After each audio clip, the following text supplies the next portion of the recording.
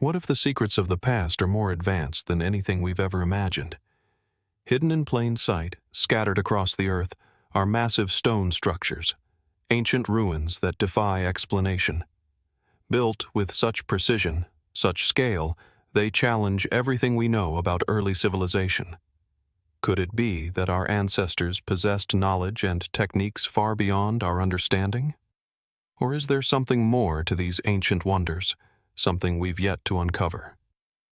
In this journey, we'll explore the mysteries of a prehistoric stone structure that may have been crafted with methods more advanced than our own. Let's dive in. Nestled high in the rugged mountains of eastern Turkey and Armenia, the ancient fortresses of the kingdom of Urartu stand as silent sentinels to a civilization long since vanished. These imposing structures, built atop sheer cliffs and jagged hillsides, are an awe-inspiring sight. Massive stone walls rising against the backdrop of a sky that has witnessed countless centuries. Known to history as Urartu, this kingdom thrived between the 9th and 6th centuries BCE, yet much about it remains shrouded in mystery. At sites like Toprakkale and Erebuni, the remnants of these fortresses reveal a civilization that was both advanced and enigmatic. The Urartians, whose kings ruled with iron fists, constructed their fortresses with an expertise in architecture that seems to transcend their era. The stones, some of which weigh several tons, are fitted together so precisely that not even a blade of grass can slip through the cracks. These walls, despite enduring the passage of time, have withstood earthquakes and wars that obliterated other civilizations. The Urartian fortresses are not merely defensive structures. They tell a story of a kingdom steeped in mystery and ambition. Strategically located, many of these fortresses were built to control critical trade routes and to defend against the expansionist empires of Assyria and Media. Yet, the purpose of these colossal structures seems to extend beyond mere military might. At the Erebuni fortress, for example, archaeologists have uncovered a large number of inscriptions in Urartian cuneiform, detailing royal decrees, victories, and religious rituals. The inscriptions speak of gods and kings, but they also hint at something more, something elusive. What exactly were the Urartians trying to preserve in stone? Despite their achievements, the Urartians did not leave behind a fully deciphered script or a clear understanding of their religion. Their language, though related to the ancient Hurrian tongue, remains only partially understood, and many of their rituals are left to interpretation. The gods they worshipped, primarily the god Haldi, are known to us only through fragmented texts and imagery. What significance did these deities hold for the people who built these fortresses, and how did they influence the monumental scale of their construction? The fortresses themselves present another layer of mystery. While mainstream archaeology suggests that the Urartians used advanced engineering techniques to quarry and move the massive stones, some questions remain unanswered. How did they transport such heavy materials over the difficult terrain? How were these vast structures constructed with such precision without the use of modern tools or machinery? Was there some lost knowledge, some forgotten technique that allowed the Urartians to achieve what seems, to our eyes, nearly impossible? Speculative theories abound. Some suggest that the Urartians were assisted by a now lost technology, perhaps even from a civilization that existed before them. Others propose that there was a deeper understanding of the natural forces around them, an almost mystical knowledge that enabled them to harness the power of the earth itself. Could they have known something about the properties of the land, the stars, or the materials they used that we are only beginning to understand? Or was their craftsmanship simply the result of unparalleled ingenuity and human determination? As we look at the remains of these fortresses, it's hard not to be struck by the sense of something unfinished, something waiting to be uncovered. the kingdom of Urartu fell to the expanding forces of the Medes in the 6th century BCE, but its legacies, its stone walls, its inscriptions, its lost technologies remain, casting a long shadow over the region. Perhaps there are still clues hidden beneath the rubble, waiting to be discovered by those who can interpret them. The Urartian fortresses are more than just ruins. They are an invitation to question the past. What were the Urartians truly capable of? What can we still learn from their forgotten empire? With every excavation, every inscription uncovered, we edge closer to answers. But the full story may never be told. And so, as we peer into the remnants of this long-lost kingdom, one can't help but wonder what other mysteries lie buried in the stone walls of Urartu, waiting for a new generation of explorers to reveal them. As we continue our journey through ancient marvels that defy explanation, we turn our attention to the sacred heart of a long-forgotten civilization. Deep in the landscape of modern-day Turkey lies the Tralleis sacred complex, a site that has captivated archaeologists and historians for centuries. This sprawling complex, built during the height of the Roman Empire, has long been a point of fascination, not just for its architectural grandeur, but for the strange elements woven into its design and function. The ruins of Tralleis are situated on a high plateau near the Aegean coast, where the remnants of monumental structures rise above the earth like silent giants. Once a thriving city in the ancient region of Ionia, Tralleis is best known for its temple dedicated to the Greek god Zeus, a structure that dominated the city's skyline. Its influence extended far beyond the walls of the city. It was a sacred site for pilgrims, a place where divine rites were performed, and a beacon for both Greek and Roman religious practices. At the heart of the sacred complex, the Temple of Zeus stood as an architectural marvel. Though little of it remains today, the remnants of the grand building reveal a breathtaking design. The structure's foundations, carefully laid out with massive stones, once supported towering columns that reached up to the heavens. The temple's scale and intricacy would have commanded awe from anyone who stood before it, its influence reaching far beyond the immediate surroundings of Tralleis.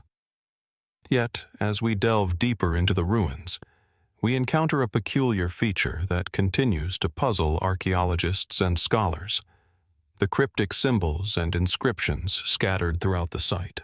Carved into the stone walls and columns, these inscriptions do not neatly fit into the known linguistic patterns of the time. While some can be traced to the ancient Greek script, others remain unidentified, strange markings, seemingly of a foreign origin, that resist all attempts at decoding. What do these symbols represent? Are they merely the vestiges of forgotten worshippers, or do they hold the key to understanding a deeper, hidden truth about the site? The complexity of the Tralleis sacred complex extends beyond its religious function. Nearby, remnants of an advanced water management system suggest that the site may have been more than just a temple. Evidence of large cisterns, aqueducts, and drainage systems, uncommon for such a site during this period, point to a sophisticated understanding of engineering. This network would have provided water not only for the temple rituals, but also for the surrounding city. Why such advanced infrastructure in a location that seemed primarily dedicated to the divine? Could the complex have had a purpose beyond what we currently understand? A function that intertwined both spiritual and practical needs in ways that modern archaeologists can only speculate about?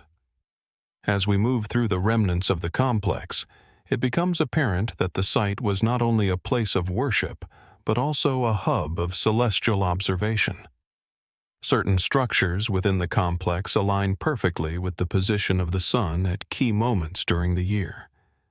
This careful alignment suggests a deep connection to astronomy, perhaps even hinting at rituals tied to specific celestial events, equinoxes, solstices, or the rising and setting of particular stars.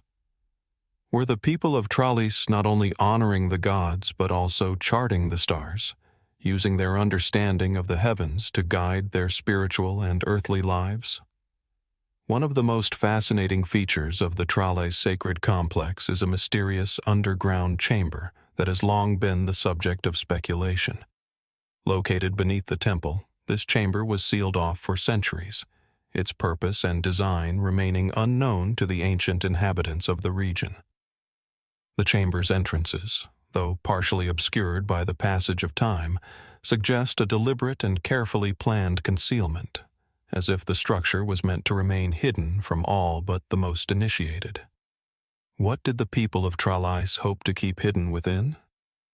Was this chamber used for secret rituals, or was it perhaps a vault for sacred objects, lost knowledge, or even a crypt for the most revered of their priests or rulers?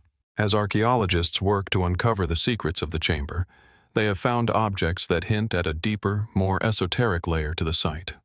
Fragments of pottery, incense burners, and ritualistic tools have been uncovered, but what truly stands out are the strange artifacts, unlike anything else found in the region.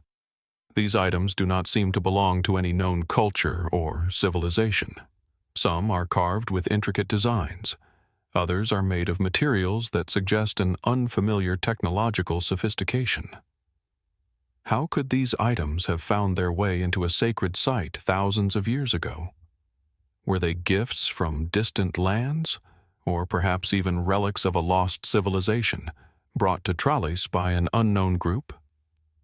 Scholars have long debated the origins of the Tralleis sacred complex. Some suggest that it was simply a product of its time, an ordinary religious site designed to honor the gods and provide for the needs of the city's inhabitants. Others argue that the complexity of the site, both in terms of its engineering and its enigmatic artifacts, hints at something more extraordinary. Could it be that the builders of Tralleis possessed knowledge or technology that has since been lost to history? Were they part of a greater network of ancient cultures who shared a deeper understanding of the world, both terrestrial and celestial? As we ponder these questions, we are faced with the eerie silence of the Tralleis ruins. The wind whispers through the columns, and the shadows stretch long across the stones, as if time itself has been frozen. Yet, despite the centuries that have passed since the fall of Tralleis, the site continues to speak to us in ways we cannot fully comprehend.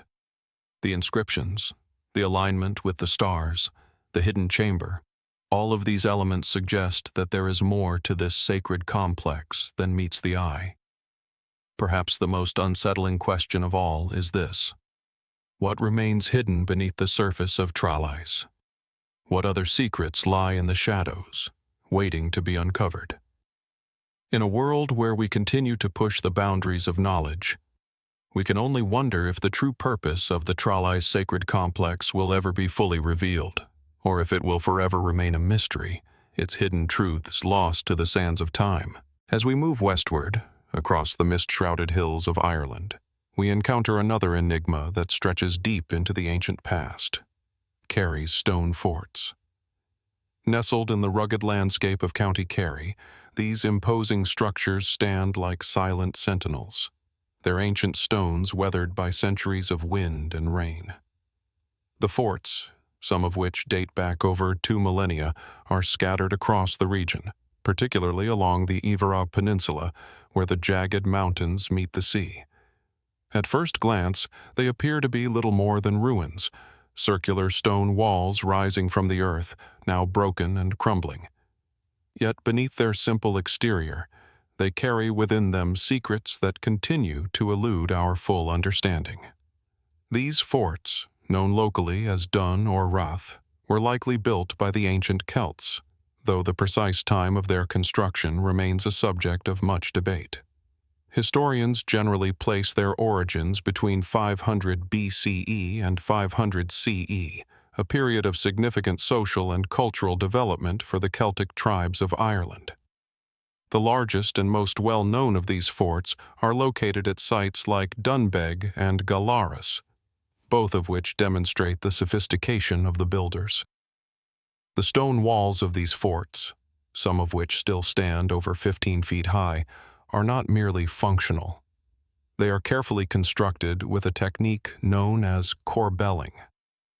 This method, in which each successive layer of stone protrudes slightly inward, allows the walls to curve upwards, creating a domed effect that can withstand the ravages of time and weather.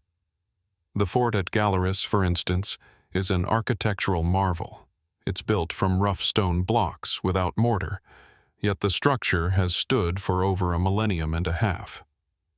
The precise layout of the forts suggests a high level of engineering knowledge, particularly in terms of defensive design.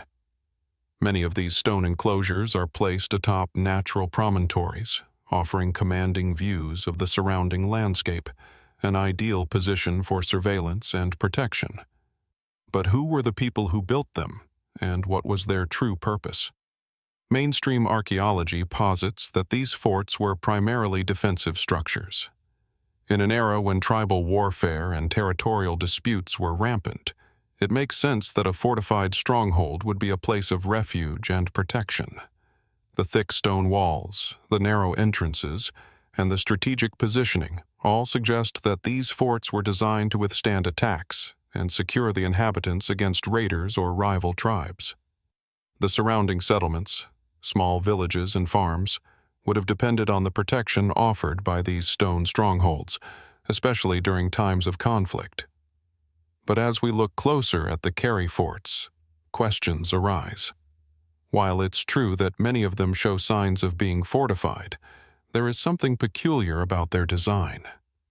Gallerus and others like it have no signs of defensive structures such as ramparts or gates, and the walls, though strong, seem to have little practical use in terms of providing shelter during an actual battle. Instead, the openings in the walls are narrow, almost too narrow for the easy passage of anyone seeking to escape in a hurry. Could these forts have been designed for something more than mere defense? There is growing speculation that the Kerry stone forts may have also had a ceremonial or symbolic role. Some archaeologists suggest that these forts were not merely places to retreat from danger, but instead served as focal points for spiritual or cultural activities. The carefully constructed stonework, with its seemingly deliberate alignment with natural features such as the sun's path or the changing tides, hints at a deeper, more metaphysical purpose. Could the location and orientation of these forts have had significance beyond mere protection, perhaps related to the celestial cycles or the worship of deities associated with the land, sky, or sea? One theory that has gained traction over the years is that the forts were used as ritual sites, places where ancient ceremonies, sacrifices, or feasts took place. Some suggest that the high commanding positions of the forts allowed them to serve as centers of power, both politically and spiritually, for the tribes that inhabited them. Rituals held in these sites may have been intended to appease the gods, secure favor for crops, or ensure the protection of the tribe against external threats. The precision with which the forts were built, combined with their seemingly strategic placement near natural features like springs or mountain ridges, may indicate a sophisticated understanding of the environment and its spiritual significance. Yet, as compelling as this theory is, it too raises questions. If these forts were indeed ritual centers, why did they fall out of use so suddenly? There is no clear record of their abandonment, and no definitive explanation as to why many of these structures were left to decay. Was it a gradual shift in cultural practices? Or did something more dramatic, such as a change in power, invasions, or environmental factors, lead to their abandonment? The disappearance of the people who built these forts is just as mysterious as their construction. Perhaps most perplexing of all is the sheer scale and number of these stone forts. It is estimated that there are over 400 of them scattered across the Kerry region, each one varying in size and shape. While some are small, isolated structures, others are part of larger, more elaborate complexes. What drove the construction of so many forts in such a concentrated area? Was it a response to external pressures, or did it reflect a deeply ingrained need for defense and control? Or perhaps, as some have suggested, it speaks to a society that placed great value on maintaining a connection to the land, to the ancestors, or to the divine. As archaeologists continue to study the Kerry stone forts, one thing remains clear. They are much more than mere relics of a distant past. They are windows into a lost world, one where the boundaries between the practical and the sacred were often blurred. As the winds sweep across the rugged landscape, one can't help but wonder, what truths lie buried beneath the stones of these ancient forts? Were they simply defensive outposts, or do they hold a deeper meaning that has been lost to time? In the quiet of the Irish hills, the mystery lingers, waiting to be uncovered. As we leave behind the misty hills of Ireland and the stone fortresses of Kerry, our journey takes us across the Mediterranean to the windswept coast of Sardinia, where the ruins of Tharros cling stubbornly to the edge of the sea. Perched on the Sinis Peninsula, this ancient city sits where the turquoise waves meet jagged cliffs, a place where the air is thick with salt and history alike. Even in their ruined state, the remnants of Tharros convey a sense of deliberate order and sophistication, as if the city's designers intended it to endure far beyond their own lifetimes. Walking among the crumbled walls and broken columns, one cannot help but feel the weight of centuries pressing down, a whisper of civilizations long past. Tharros is a site layered with the marks of multiple peoples. Originally founded by the Phoenicians around the 8th century BCE, it later became an important city for the Carthaginians and eventually the Romans. Archaeologists have uncovered a grid-like street layout, extensive necropolises and remnants of temples, all hinting at a thriving hub of trade, culture, and religion. The city's strategic position along the western coast of Sardinia allowed it to control maritime routes, yet its design and construction reveal something more than mere functionality. Every stone, every roadway, and every fortification speaks to a people with both a practical and a profound understanding of their environment. One of the most striking features of Tharros is the temple complex, located near the Acropolis of the city. Though heavily damaged by centuries of natural erosion and human interference, the foundations of these temples reveal a precision in construction that has long puzzled researchers. The stones, some massive and irregularly shaped, are fitted together so tightly that they appear almost seamless. How did ancient builders, with only rudimentary tools, achieve such exacting craftsmanship? Could there have been techniques or knowledge now lost to time? Or was it simply the result of extraordinary skill and patience? Beyond the temple, the city's necropolises, burial grounds scattered along the surrounding hills, offer further intrigue. Hundreds of tombs have been uncovered, ranging from simple pits to elaborate chambers built of stone. Many contain artifacts, pottery, and jewelry that provide insights into daily life. Yet some items are unusually advanced or anomalous for the period in which they were made. Tiny carvings and objects, seemingly out of place, suggest influences from distant lands, hinting at contacts or knowledge networks that we have yet to fully comprehend. Were these trade goods merely souvenirs of distant cultures, or did they carry symbolic or ritual significance for the people of Tharros? Then there is the city's harbor complex, a remarkable feat of ancient engineering. Though now mostly silted and eroded, the remains suggest that Tharros once had an organized, functional harbor capable of accommodating a surprisingly large fleet for its time. How the Phoenicians, and later the Carthaginians and Romans, managed to design and maintain such infrastructure along a rocky, unpredictable coastline remains a subject of debate. Could there have been knowledge of tides, currents, and construction techniques far more advanced than previously credited to these civilizations? And if so, why has so little of this knowledge survived? Another puzzling feature of Tharros lies in the city's urban planning. The streets, some still discernible under centuries of sediment, follow a grid system, a hallmark of Roman influence, but evidence suggests that this pattern may predate their occupation. Could the original Phoenician founders have conceived a more advanced urban design than we typically associate with pre-Roman settlements? And if so, what was the inspiration behind such planning? Some scholars have pointed to astronomical alignments, noting that certain streets and temples seem to correspond with the movement of the sun and stars. Was the city not only a hub of trade and governance, but also a site of celestial observation, where architecture and astronomy were intertwined? Yet, for all that we have uncovered, Tharros retains a stubborn air of mystery. Many of its walls and buildings have yet to be fully excavated, leaving gaps in our understanding of how this city functioned and what daily life might have looked like. Entire sections of the necropolis, for example, remain untouched, potentially hiding artifacts or structures that could alter our perception of the city's history. Even the purpose of some of the larger stone constructions, massive foundations whose use is still debated, remains speculative. Were they defensive, ceremonial, perhaps a combination of both? Adding to the enigma are the oral histories and legends that have persisted in the region for centuries.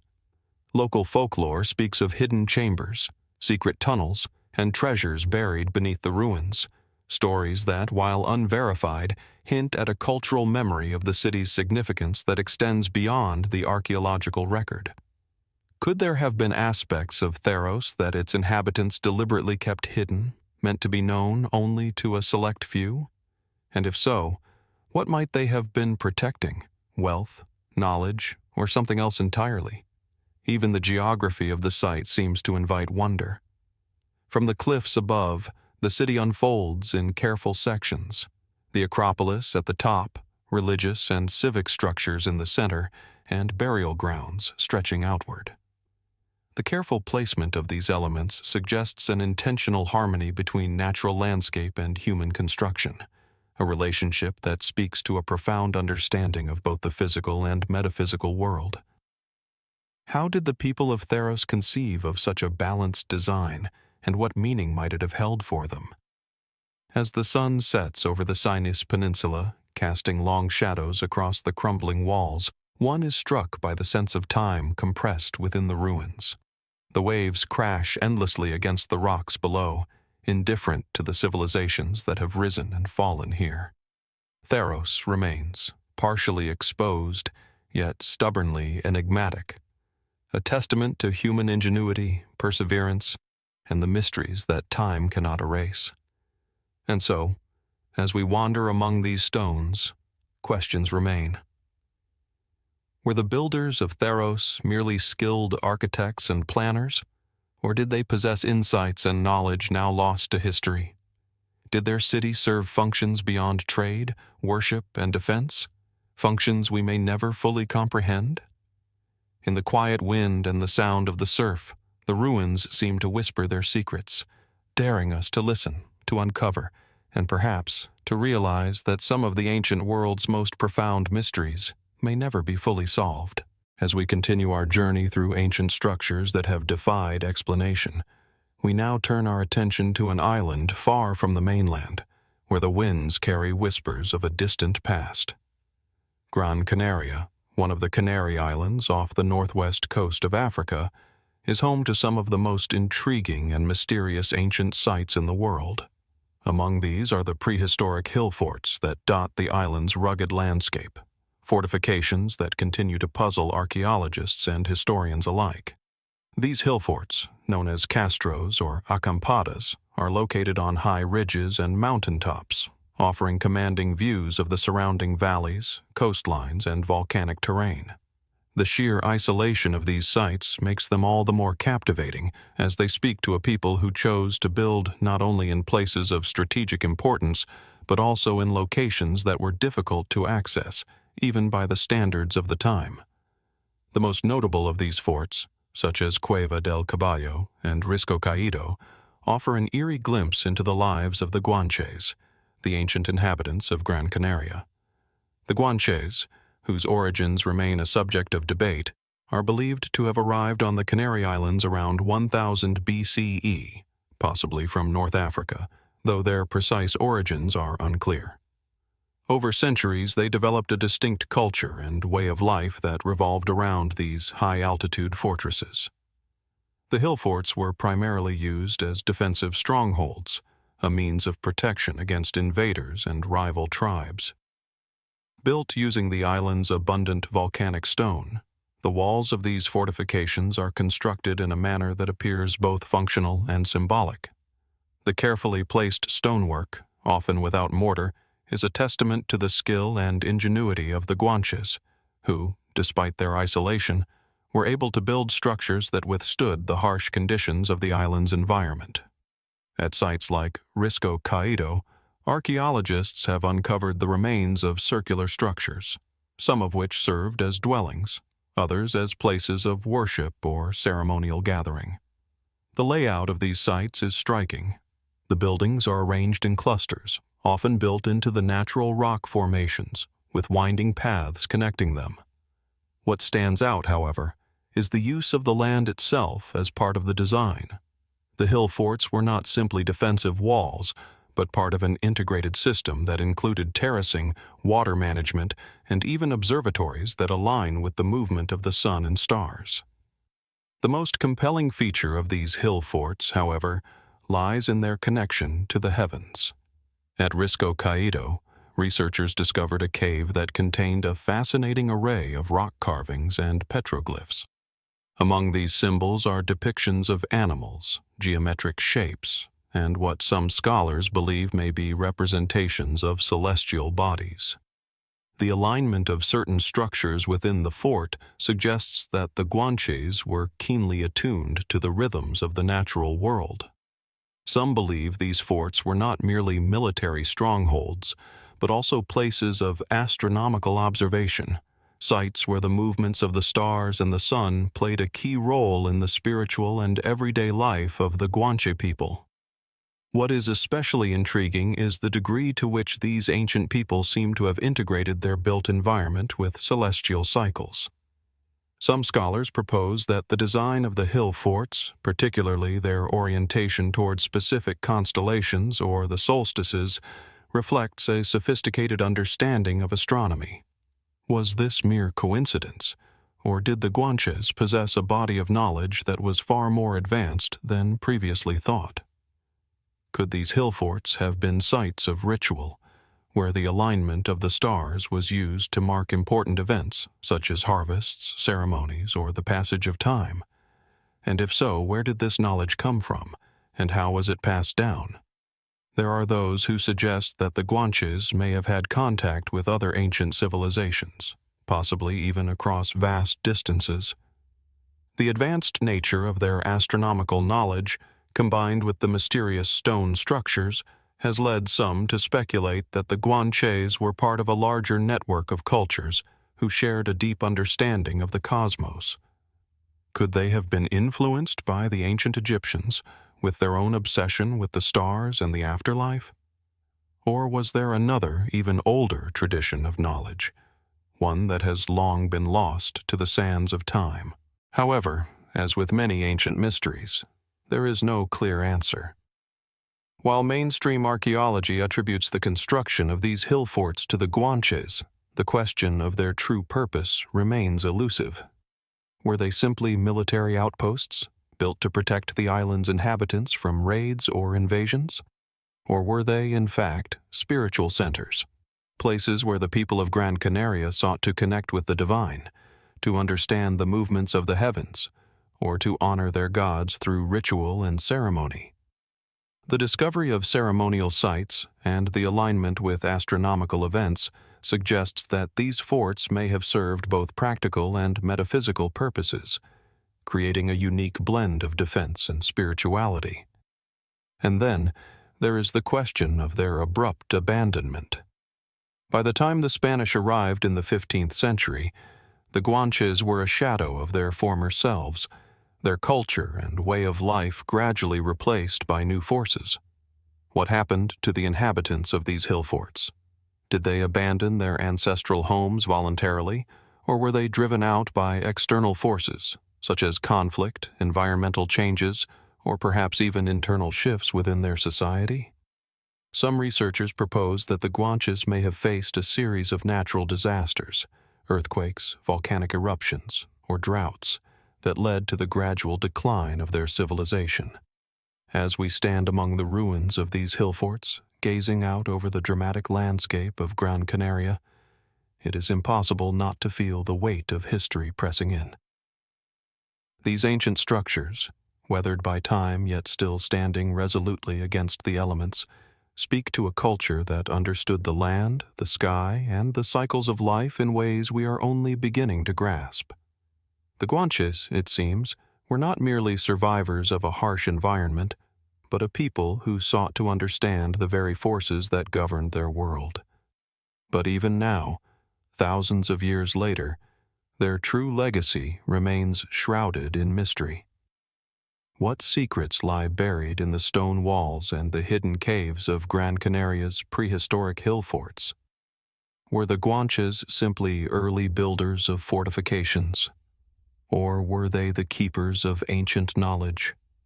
Knowledge that might one day reveal itself to those who continue to explore the mysteries of the past? As the winds sweep across the island, one can't help but wonder, what other hidden truths remain, waiting to be uncovered in the shadows of these ancient forts? As we leave the rugged hills of Gran Canaria and the enigmatic stone fortifications behind, we now turn our gaze to the heart of the ancient Mediterranean, where the ruins of Carthage lie in quiet defiance of time. Nestled on the shores of modern-day Tunisia, this once mighty city, one of the most powerful in antiquity, now exists as a haunting memory, scattered across the landscape like fragments of a forgotten dream. But these ruins are more than just relics. They are the remnants of a civilization that continues to stir curiosity, mystery, and unanswered questions. Carthage, founded by Phoenician colonists from Tyre in the 9th century BCE, became a thriving city-state, renowned for its wealth, maritime prowess, and military power. The strategic location of the city, nestled between the Mediterranean Sea and the fertile plains of North Africa, allowed it to control crucial trade routes and become the heart of a vast empire. At its zenith, Carthage boasted grand architecture, expansive harbors, and a vibrant culture. Yet all of it was eventually reduced to ruins after its infamous destruction by the Romans in 146 BCE. What remains today is but a shadow of its former glory. But even in its crumbled state, Carthage still holds mysteries that have confounded historians and archaeologists for centuries. Among the most striking features of Carthage's ruins are the Carthaginian harbors, which were once the lifeblood of the city's maritime empire.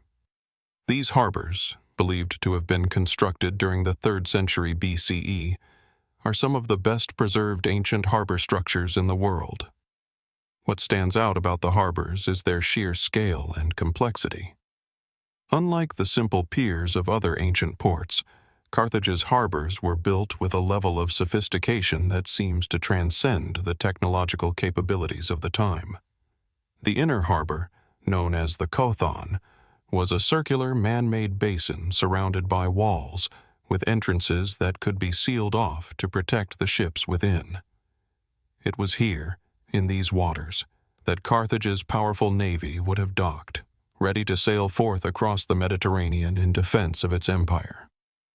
The precision with which these harbors were designed raises an intriguing question. How did the Carthaginians achieve such engineering feats without the modern tools and knowledge we take for granted today? The inner harbor's circular design, for instance, is not only an aesthetic choice, but one that also provides practical advantages in terms of defense and navigation. Could it be that the Carthaginians had access to architectural and engineering knowledge that has since been lost, or was there a method of construction that we have yet to fully understand? Beyond the harbors, Carthage's ruins also include the remains of grand temples, public buildings, and private residences. One of the most significant discoveries was the Tophet, a large sacred precinct containing the remains of thousands of infants, whose burial has long been a source of debate and speculation. The Tophet is associated with the controversial practice of child sacrifice, a ritual that, according to ancient sources, was believed to have been performed to appease the gods in times of crisis or war. The presence of these child burials has prompted a great deal of discussion, both historically and archaeologically. While there is evidence of such practices in the ancient world, the scale and frequency of child sacrifice at Carthage remain contentious. Some scholars believe the burials are the result of ritualistic offerings to the gods, while others argue they were part of a broader social or religious system, perhaps associated with fertility, protection, or divine favor. Yet, despite the extensive excavations at the Tophet, no definitive explanation for the practice has been found. Could these sacrifices have been part of a broader religious cosmology, one that we are still struggling to fully comprehend? Or were they isolated events, carried out in times of extreme hardship or war? The ritual significance of the Tophet remains one of Carthage's most enduring and unsettling mysteries. The Byrsa Hill, the ancient citadel of Carthage, is another area that continues to provoke intrigue. The Byrsa was the center of political and religious life, home to the temple of Eshmun, the Phoenician god of healing, and it offers some of the most striking ruins in the city. The remnants of this temple, with its carefully carved stone walls and grand colonnades, suggest a place of immense cultural and spiritual significance. But what's particularly striking about the Byrsa Hill is the vast network of underground tunnels and chambers that have been discovered beneath it. These tunnels, some of which stretch for miles, were likely used for storage, water management, and possibly even escape routes during times of siege. The purpose of these tunnels, however, remains unclear. Were they purely functional, or did they hold deeper ritualistic meaning? Some have speculated that these underground chambers could have been used for secret ceremonies, perhaps connected to the Carthaginian gods or esoteric practices lost to history. If these tunnels were designed to be hidden from view, might there have been something more sinister or sacred associated with them? Could they be the remnants of a subterranean world that existed alongside the Carthaginian city, one that was reserved for only the most privileged or secretive members of society? As we explore the ruins of Carthage, the question of the city's eventual downfall looms large. In 146 BCE, after a long and brutal siege, the Romans razed the city to the ground, scattering its people and erasing much of its history. The destruction of Carthage was a defining moment in the history of the ancient world. Yet it also marked the end of a civilization whose contributions to trade, culture, and military strategy were unparalleled.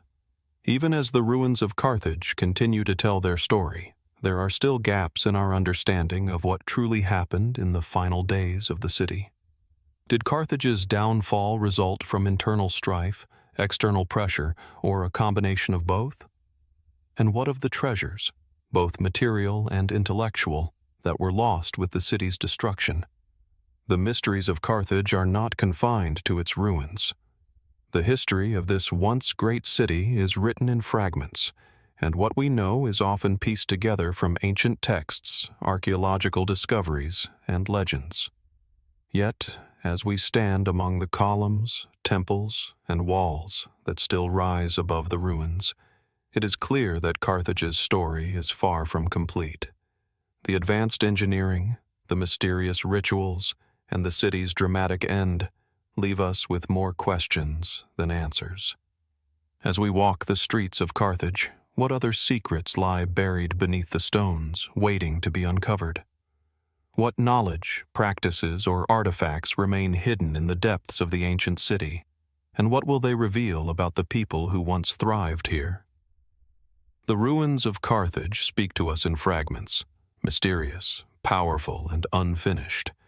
And as long as they stand, the questions will remain. What did the Carthaginians truly know, and how much of their legacy still remains to be discovered? As we leave the scorching sands of Carthage and the mysterious ruins of the Mediterranean behind, our journey takes us northward to the windswept hills of northern England, where the shadow of the Roman Empire still looms large. Here, on the fringes of the empire, stands one of the most captivating and enigmatic sights in the British Isles, the fortress of Housesteads. This remote stronghold, perched high on Hadrian's Wall, offers not just a glimpse into the Roman military's far-reaching influence, but also raises questions that have yet to be answered, even after centuries of study. Housesteads is one of the most well-preserved of the forts along Hadrian's Wall, an ancient defensive boundary built by the Romans in the 2nd century A.D. to mark the northernmost limit of their empire in Britain. As you approach Housesteads, you can feel the weight of history pressing down on you. The fortress sits atop a narrow ridge, offering sweeping views of the surrounding moorland. The vast, open sky stretches endlessly above, as if reminding us of the wild, untamed land that the Romans sought to conquer. The walls of the fort, though weathered and partially dismantled over time, still stand as silent sentinels to the past. Walking through the site today, you can trace the outlines of its Roman buildings: the Praetorium, the commander's house, the barracks where soldiers would have lived, and the remnants of the granaries where supplies were stored. The layout of the fortress reveals the Romans' highly organized approach to military life. The fort's plan is a precise rectangle, with roads cutting through the center to divide it into neat quadrants. Even in its ruins, Housesteads evokes a sense of discipline and purpose, a well-oiled machine for the Roman army stationed on the edge of the known world. Yet, as we delve deeper into the site, the more we are confronted by questions that the fortress's well-preserved walls cannot easily answer. Why was Housesteads built here, in such an isolated location, where the landscape is unforgiving and resources are scarce? The placement of the fort is undeniably strategic, offering a commanding view of the land below. But was its purpose simply defensive? Or was there something more to this outpost? Something beyond mere military necessity? One of the most puzzling aspects of Housesteads is its architecture. The Romans were known for their meticulous planning and construction, but at Housesteads we see something a little different, a certain sense of intentionality in the design, yet also a mystery behind the layout. The fort's granaries, for example, are raised on platforms, which seems odd for a military fort. While it makes sense to keep foodstuffs elevated to protect them from moisture or rodents, these raised structures appear more elaborate than necessary for simple storage. Could this elevated design suggest that the Romans were trying to achieve something beyond mere practicality, perhaps even in a ritualistic sense? Did these granaries hold symbolic value, tied to the daily rhythms of Roman life? Or could they have served a more ceremonial purpose in the fortress's operations? Moreover, as we look closely at the ruins of Housesteads, we find evidence of unusual and unexplained artifacts that complicate the fortress's history. In the barracks and around the fort, archaeologists have uncovered a series of small carved stones and inscriptions, many of which don't quite fit with the usual Roman styles. Some of the inscriptions appear to be Roman in origin, but the symbols are oddly distorted or unfamiliar, as though they were meant for a different kind of communication. Others seem to be tied to local pre-Roman traditions. Could these artifacts indicate a blending of Roman and indigenous practices? Were the soldiers here interacting with the native Britons in ways we haven't fully understood? In addition, there is evidence suggesting that Housesteads was a site of some ritual significance, a feature that is often overlooked in the study of Roman military forts. Archaeologists have found a number of altars and offerings, suggesting that, alongside its role as a defensive outpost, The fortress may have also served as a sacred space, perhaps dedicated to the Roman gods or the spirits of the land. But who was worshipped at Housesteads? And why, in such a remote location, were these rituals so important? Could this reveal a deeper spiritual dimension to Roman military life that we have yet to fully grasp? Or were these practices more influenced by local belief systems, a way to keep the peace with the indigenous tribes? Even more compelling is the mysterious well that was discovered near the center of the fort.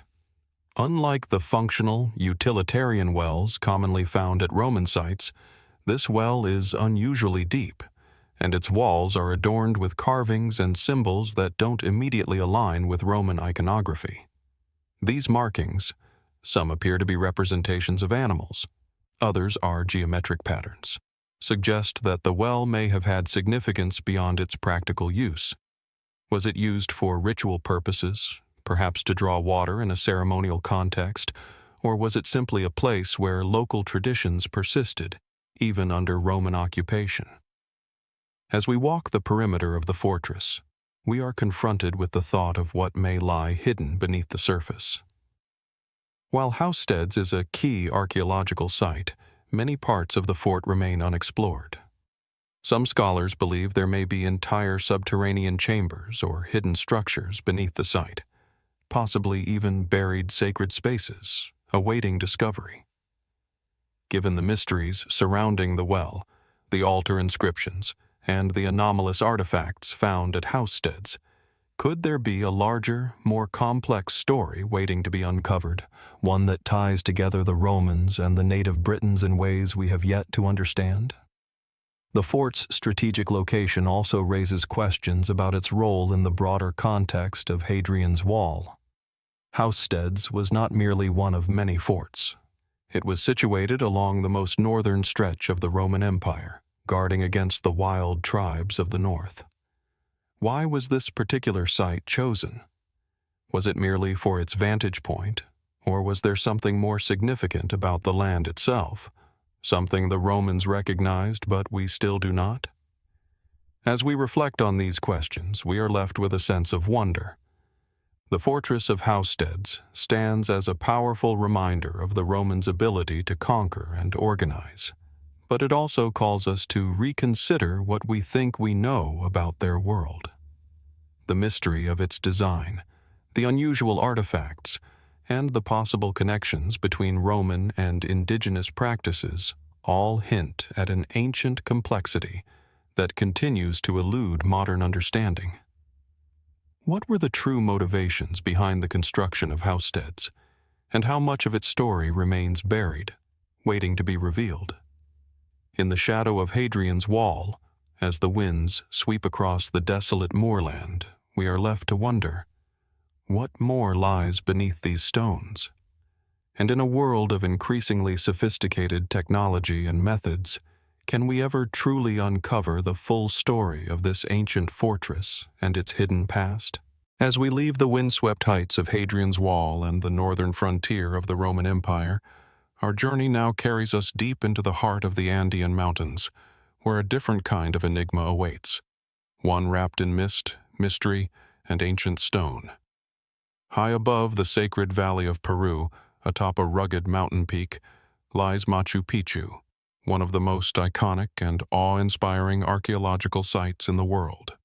Known to many as the lost city of the Incas, Machu Picchu continues to intrigue and mystify all who visit. But within this magnificent site, one structure stands out above all others: the Temple of the Sun, a place that holds secrets, both known and hidden, in its carefully constructed stone walls. The Temple of the Sun is located at the far eastern end of Machu Picchu, on a platform that overlooks the steep cliffs and the river below. As you approach the temple, the grandeur of its architecture becomes immediately apparent. The building is constructed with the Incas' signature precision. Massive stones, perfectly fitted together without mortar, interlocking in such a way that even after centuries of earthquakes, the structure has remained remarkably stable. The Temple of the Sun is not just a testament to the Incas' advanced engineering and architectural prowess. It is also a symbol of the profound relationship between the people and the natural world. This temple, along with many other structures at Machu Picchu, is aligned with the cycles of nature. It was designed to honor the sun god, Inti, whose worship was central to Incan cosmology. But what makes the Temple of the Sun so intriguing is its connection to the celestial and earthly realms. The temple is constructed in such a way that, during the summer solstice, the first rays of sunlight illuminate its sacred interior. The sunlight streams through a window, casting a beam directly onto a central stone, known as the Intihuatana, or hitching post of the sun. This stone, which is carved with precise angles, was believed by the Incas to be a conduit between the earth and the heavens, a place where the sun's power was concentrated and harnessed. It's clear that the Incas possessed an extraordinary understanding of astronomy, but what is less clear is the exact significance of this stone and the precise rituals that may have been performed here. Was the Intihuatana simply an astronomical instrument used to track the sun's movements? Or did it serve as a focal point for more profound religious practices? Did the Incas believe that by aligning this stone with the sun's rays, they could channel the power of Inti and ensure prosperity and balance for their people? Or could there have been other, even deeper rituals associated with the temple that we have yet to fully uncover? The role of the Temple of the Sun at Machu Picchu is further complicated by the fact that the site itself remains shrouded in mystery. While many experts believe it was built as a royal retreat for the Inca Emperor Pachacuti, who is credited with constructing Machu Picchu in the 15th century, there are no definitive records of its exact purpose or full history. Some scholars suggest that Machu Picchu was a sacred pilgrimage site, dedicated not only to Inti, but also to the powerful forces of the earth, the mountains, and the water. The temple, in this view, would have served as a site of worship and ritual, where priests and nobles alike would come to commune with the divine. But the true history of Machu Picchu, and the Temple of the Sun, goes beyond the Inca. While the Incas undoubtedly made their mark on the site, Machu Picchu was built atop even older structures. There is evidence to suggest that the site was originally a sacred place for earlier Andean cultures, long before the rise of the Inca Empire. Archaeologists have found traces of pre-Inca construction at the site, including foundations and stonework that bear similarities to those of other ancient civilizations in the region. Could the Temple of the Sun, then, have been built on top of an earlier temple, perhaps one dedicated to an even more ancient god or celestial being? Some researchers have proposed that the site may have been chosen because of its unique location within the landscape. Machu Picchu sits at the juncture of two rivers, surrounded by towering peaks that have long been revered by indigenous peoples for their spiritual significance. The site's natural beauty and its dramatic location may have given it a mystical quality, one that the Incas would have sought to honor and incorporate into their religious and architectural designs. If so, what does this tell us about the relationship between the Incas and their environment? How did they understand the land, the sun, the stars, and the forces of nature in ways that we are only beginning to comprehend? The connection between the Temple of the Sun and celestial phenomena is further deepened by the discovery of the Intihuatana stone. This carved stone pillar, which stands at the center of the temple, is often described as a kind of hitching post for the sun. The word Intihuatana itself is believed to mean to tie the sun, and it's thought that the stone was used to mark the solstices and equinoxes. The positioning of the stone and its alignment with the sun raises intriguing questions. Was it a tool for marking time? Or did it have a ritual function used in ceremonies designed to honor Inti and ensure the continuation of agricultural cycles? The solstices were of paramount importance to the Inca, and it's likely that the temple played a central role in these seasonal celebrations. But the mysteries surrounding the temple don't stop there. The very nature of Machu Picchu itself, its isolation, its sheer scale, and the sophistication of its construction, raises additional questions. How did the Incas transport and position the massive stones used in the construction of the temple? Some blocks weigh several tons, and they were placed with such precision that they remain immovable, even after centuries of earthquakes. The fact that the stones fit together without mortar, relying solely on their weight and shape to stay in place, suggests that the Incas possessed a deep understanding of engineering and material science. But how did they achieve this without the advanced tools that we might expect for such a feat? Could there have been lost techniques or methods of construction that we have yet to rediscover? Then there is the question of the temple's abandonment. When the Spanish arrived in the 16th century, Machu Picchu was already abandoned, its people gone, its purpose largely forgotten. Why was the temple, along with the rest of the site, abandoned? Was it due to the fall of the Inca Empire, the arrival of foreign invaders, or the collapse of the societal systems that sustained it? And what of the many temples, shrines, and ceremonial sites that dot the landscape? Did they serve a practical function, or were they part of a broader spiritual journey, one tied to the cosmos and the natural world? Even now, as modern-day archaeologists and historians continue to probe the mysteries of Machu Picchu, the Temple of the Sun remains an enduring symbol of the complexity and grandeur of the Inca Empire.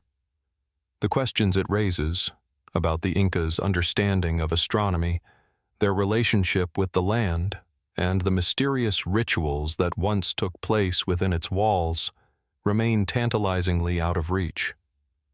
What secrets still lie hidden within the stones of the Temple of the Sun?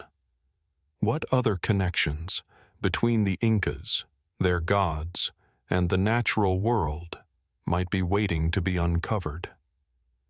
As the sunlight streams over the peaks of the Andes and bathes the ruins of Machu Picchu in its golden glow, one can't help but wonder what other layers of meaning and mystery are still locked away, awaiting the day when they will finally reveal themselves. As we leave the sun-drenched peaks of Machu Picchu behind, we shift our focus northward to the misty shores of the Baltic Sea, where a different kind of mystery awaits. Here, in the tranquil landscape of Jutland, Denmark, the Viking Age comes alive through the discovery of an enigmatic fortress, Fyrkat. Though the Vikings are often remembered for their raids and seafaring conquests, Fyrkat offers a different narrative, one grounded in the defense, organization, and perhaps even the rituals of a people whose legacy continues to intrigue. Nestled in the rolling hills of eastern Jutland, the Fyrkat site is a well-preserved example of Viking fortifications, built around the 10th century during the height of the Viking Age. It's a place that conjures images of a different time, of warriors, settlers, and chieftains, living within a complex system of earthworks, timber walls, and watchtowers. As you approach the site today, what strikes you is the sense of permanence that still lingers in the air. The fortress at Fyrkat is not simply a pile of rubble, but a set of circular enclosures, their shape sharply defined against the landscape, as though they were designed to be seen from miles away. The sheer scale of the fortifications is imposing, with large circular ditches and walls encircling a central space. Fyrkat is one of several Viking ring fortresses found in Denmark, but what makes this site particularly intriguing is its complexity and the mystery surrounding its purpose. From above, it's clear that the fortress is designed with purpose and precision. Its circular shape is not merely decorative, but has a strategic function. The central ring is surrounded by 4 smaller rings, creating a series of concentric enclosures that may have had different functions, ranging from military defense to administrative spaces, or even ceremonial purposes. At the heart of the fortress stands a large hall, the focal point of the site. It is here, some scholars believe, that the chief or leader of this Viking settlement would have conducted meetings, performed rituals, or held court over his people. The fortifications themselves are built of timber and earth, a material combination that speaks to the pragmatic nature of Viking construction. Unlike the stone castles of medieval Europe, which were built to stand as permanent symbols of power, Fyrkat's wooden structures reflect the Vikings' relationship with their environment. Fluid, adaptable, and temporary. Timber, easily sourced and quickly constructed, would have allowed the Vikings to build rapidly and reinforce the fortifications as necessary. The use of earthworks, massive ditches and mounds, adds another layer of defensive strategy to the design. But even with these obvious practical considerations, Fyrkat's design suggests something more.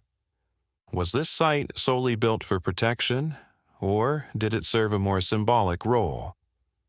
One of the most puzzling elements of Fyrkat is its connection to Viking social structure and ritual. Archaeologists have uncovered evidence of feasting and ceremonies, suggesting that this was more than just a military outpost or a settlement. At the heart of the fortress, the large hall where the chieftain may have resided is surrounded by a network of smaller buildings and open spaces. It is believed that the site could have functioned as a ceremonial center, where leaders would have gathered not only for practical purposes, but also to engage in religious or ritualistic activities. Some have even suggested that the circular layout of the fortress might symbolize a spiritual connection to the cosmos, aligning with the Viking belief in the cyclical nature of time and the world.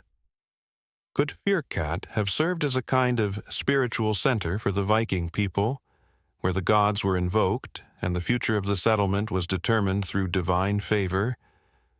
The discovery of numerous artifacts at Fyrkat adds another layer to the mystery. Among the everyday tools and weapons, archaeologists have found objects that suggest a deeper connection to the supernatural. Among these are carvings and amulets that may have been used in rituals, as well as symbols associated with Norse mythology, runes, and images of gods such as Thor, Odin, and Freya. Were these items used in everyday life, or were they part of a more elaborate ceremonial practice that took place within the fortress walls?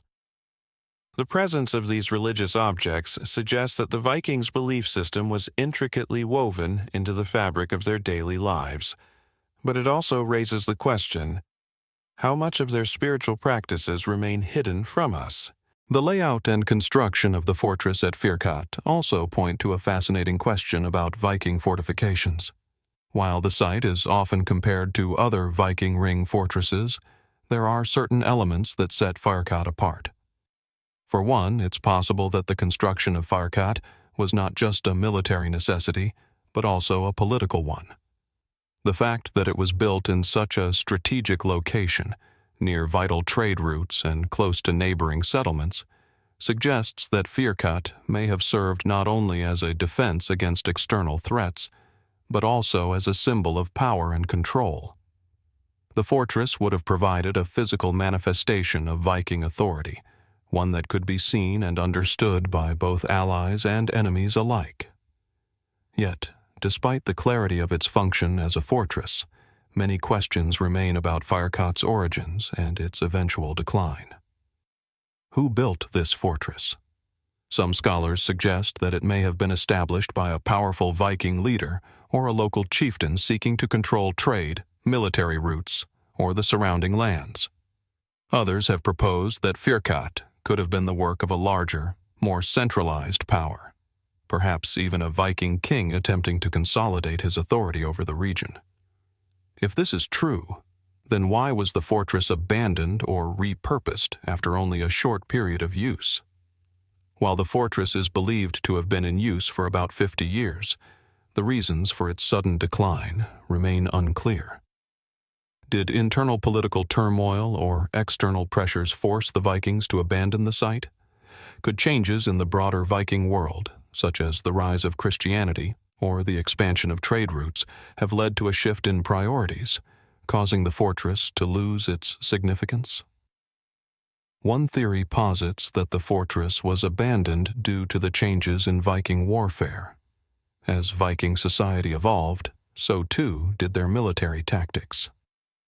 The once formidable Viking longships, used for raids and exploration, gave way to larger, more organized kingdoms and armies. Could the fortress have been abandoned as Viking society itself underwent a transformation, leaving behind the old ways of defense and ritual? Were the Vikings shifting from raiders to settlers, from warriors to traders and farmers? Yet there is another possibility, that the fortress was intentionally dismantled, its purpose fulfilled. Could Fyrkat have been part of a larger, more complex ritual of construction and destruction, a symbol of the cyclical nature of Viking society? Was the fortress built to mark the rise of a new era, only to be abandoned once its purpose had been served? The idea of ritualistic destruction is not foreign to many ancient cultures, and the Vikings, with their intricate beliefs in fate and the gods, might have seen the fortress as something that had to be discarded once it had outlived its significance. As we stand at the edge of Fyrkat's earthworks, gazing at the remnants of its once mighty walls, we are left with more questions than answers. What was the true purpose of this Viking fortress? Was it merely a military outpost, a center for defense, or something far more profound, a place of power, ritual, and spiritual significance?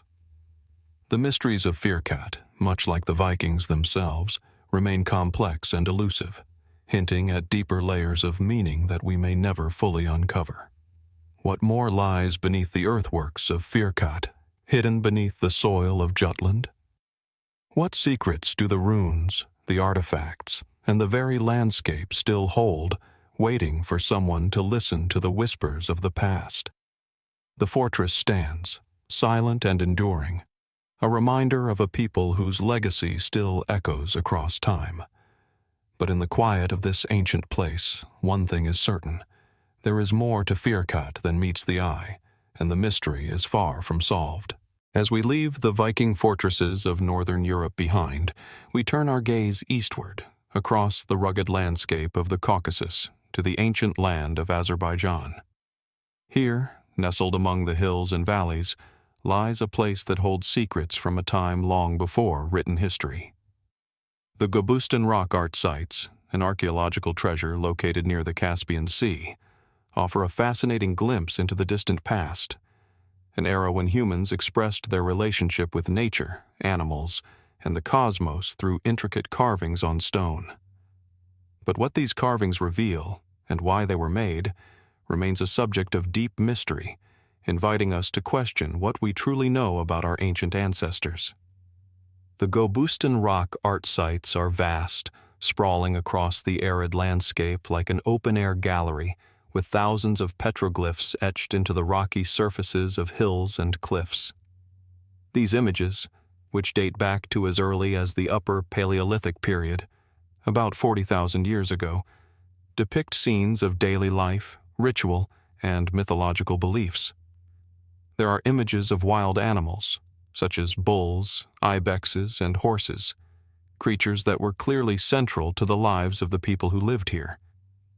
But beyond these depictions of nature, there are more enigmatic images, abstract symbols, human figures engaged in dances or rituals, and scenes that suggest a deep connection to the spiritual world. As you wander among the rocks, it's impossible not to feel a sense of awe. The sheer scale of the site is staggering, with over 6,000 individual petroglyphs scattered across a vast area. The stones seem to speak across millennia, each carving telling a story, a glimpse into a world that is both familiar and utterly alien. The artistry is sophisticated, and the skill involved in creating these intricate images is clear. The fact that these petroglyphs have survived for thousands of years, enduring the harsh winds, scorching sun, and seismic activity of the region, adds to the sense of their importance. Yet, despite the extensive research that has been conducted at Gobustan, much about these rock carvings remains shrouded in mystery. What was the purpose behind these petroglyphs? Were they simply representations of daily life, created to record the activities of the people who lived here, or did they have a deeper, more symbolic meaning? Some of the figures appear to be engaged in ritualistic behaviors, dances, hunting ceremonies, and other acts that suggest these carvings were not just artistic expressions, but part of a larger spiritual or religious system. Could these images have been used to communicate with the gods, or perhaps to mark important events in the cycles of nature? One of the most striking features of the Gobustan petroglyphs is the depiction of shamanistic practices. Several of the carvings show figures that appear to be engaged in ecstatic dances or rituals, often accompanied by animals or abstract symbols. These figures are often depicted with exaggerated features, such as large eyes or elongated bodies, which may indicate a connection to the spirit world. The presence of animals in many of these scenes suggests that the people of Gobustan had a deep reverence for the natural world, and perhaps even believed that animals held spiritual significance. Could the petroglyphs be a form of early shamanic art, a way for these ancient peoples to tap into the spiritual forces they believed controlled their lives? But beyond these interpretations, there are still many unanswered questions about the significance of the site. One of the most compelling aspects of the Gobustan petroglyphs is the way they seem to align with natural features of the landscape. Some carvings appear to be placed with specific reference to the sun, the moon, and the stars. Are these markings an early form of astronomical observation? Did the people of Gobustan use these petroglyphs to track celestial events, such as the movements of the sun and moon, or to mark the changing seasons? The idea that these ancient peoples may have used their rock art to chart the stars, or to mark the passage of time, raises intriguing possibilities about their level of astronomical knowledge. One particularly fascinating aspect of the Gobustan rock art is the presence of abstract symbols, images that don't represent specific animals or humans, but instead seem to convey more complex ideas. These symbols include spirals, zigzags, and geometric shapes that have yet to be fully deciphered. Some researchers have suggested that these abstract symbols may represent early forms of writing or symbolic communication, a precursor to the written languages that would emerge thousands of years later. Could the petroglyphs at Gobustan represent a form of proto-writing, a way of recording knowledge and events long before the advent of written language? If so, what kind of knowledge were these early people trying to preserve, and how did they communicate their ideas? There are also those who speculate that the petroglyphs at Gobustan may be connected to religious or mystical beliefs that go beyond shamanism. Some of the more unusual carvings seem to depict figures that may be interpreted as deities or supernatural beings. These images, which often appear in the context of ritualistic scenes, suggest that the people of Gobustan may have believed in a pantheon of gods or spirits, each associated with different aspects of the natural world. The presence of such deities in the rock art raises the question: how did these early societies conceptualize the divine, and how did their beliefs shape the way they interacted with the world around them? Adding to the intrigue is the fact that the Gobustan rock art sites are not just a static record of the past, but a living site, still evolving under the forces of nature. The region is known for its seismic activity, and over the centuries, earthquakes and shifting tectonic plates have altered the landscape and potentially obscured parts of the rock art. Could there be carvings yet to be discovered, hidden beneath the shifting earth, waiting to be uncovered? Or are there elements of the site that have been lost to time, their meanings forever beyond our reach? The Gobustan rock art sites are not simply an archaeological site. They are a portal to the distant past, a place where the ancient and the modern meet. The petroglyphs carved into the stones offer a window into the minds of the people who lived here tens of thousands of years ago. And yet, the meanings behind these images continue to elude us. Each carving, Each symbol speaks of a world that is both familiar and profoundly alien. A world where art, ritual, and belief were intricately intertwined. As we stand before these ancient rocks, contemplating the scenes of dancing figures, animals, and abstract symbols, one question lingers in the air. What do these petroglyphs truly mean? Are they merely records of daily life, or do they hold the key to understanding the spiritual and intellectual world of an ancient civilization that predates recorded history? And as the winds sweep across the dry hills of Gobustan, we are left to wonder, what other secrets, hidden in plain sight, might still lie beneath these stones, waiting to be uncovered? As we move from the ancient rock art of Gobustan to the fertile plains of Iran, we encounter another hidden gem of the ancient world, one that has long eluded full understanding. Tepe Sialk, located near the modern city of Kashan, lies at the crossroads of ancient history, culture, and mystery. A site that dates back nearly 7,000 years, Tepe Sialk is one of the oldest and most significant archaeological sites in the region. Its significance, however, stretches beyond mere age. What it reveals about early human civilization, and what still remains enigmatic, invites us to question the foundations of ancient culture itself. Tepe Sialk is a sprawling site set against the backdrop of Iran's arid central plateau. The mound rises from the plain like a quiet sentinel to a forgotten era. Its layers, when dug into, reveal the evidence of several ancient settlements, each one stacked upon the last in a thick strata of history. What makes Tepe Sialk stand out from other ancient sites is not just its age or its size, but the extraordinary richness of its artifacts and the complexity of its layout. At first glance, the site may seem like a series of unassuming mounds, but as you step closer, the evidence of an advanced and organized society becomes clear. The excavations at Tepe Sialk have uncovered the remains of large buildings, ancient pottery, and tools that show a high level of craftsmanship. Among the most intriguing discoveries are the remains of kilns that were used for firing pottery, suggesting that the people of Tepe Sialk were skilled in pottery production long before other cultures in the region. The pottery itself, often decorated with intricate patterns and symbolic motifs, offers a window into the worldview of its creators. Yet, despite these seemingly mundane artifacts, something about the site feels more mysterious, something not quite explained by the more traditional archaeological interpretations. Tepe Sialk was inhabited in phases, and over the millennia, it grew from a simple settlement to a thriving center of trade and culture. The earliest phases, dating back to around 5000 BCE, show evidence of early agricultural practices, with grains such as barley and wheat being cultivated in the surrounding plains. This marks the site as one of the early centers of agriculture in the Near East, helping to anchor the idea of the Fertile Crescent as the cradle of civilization.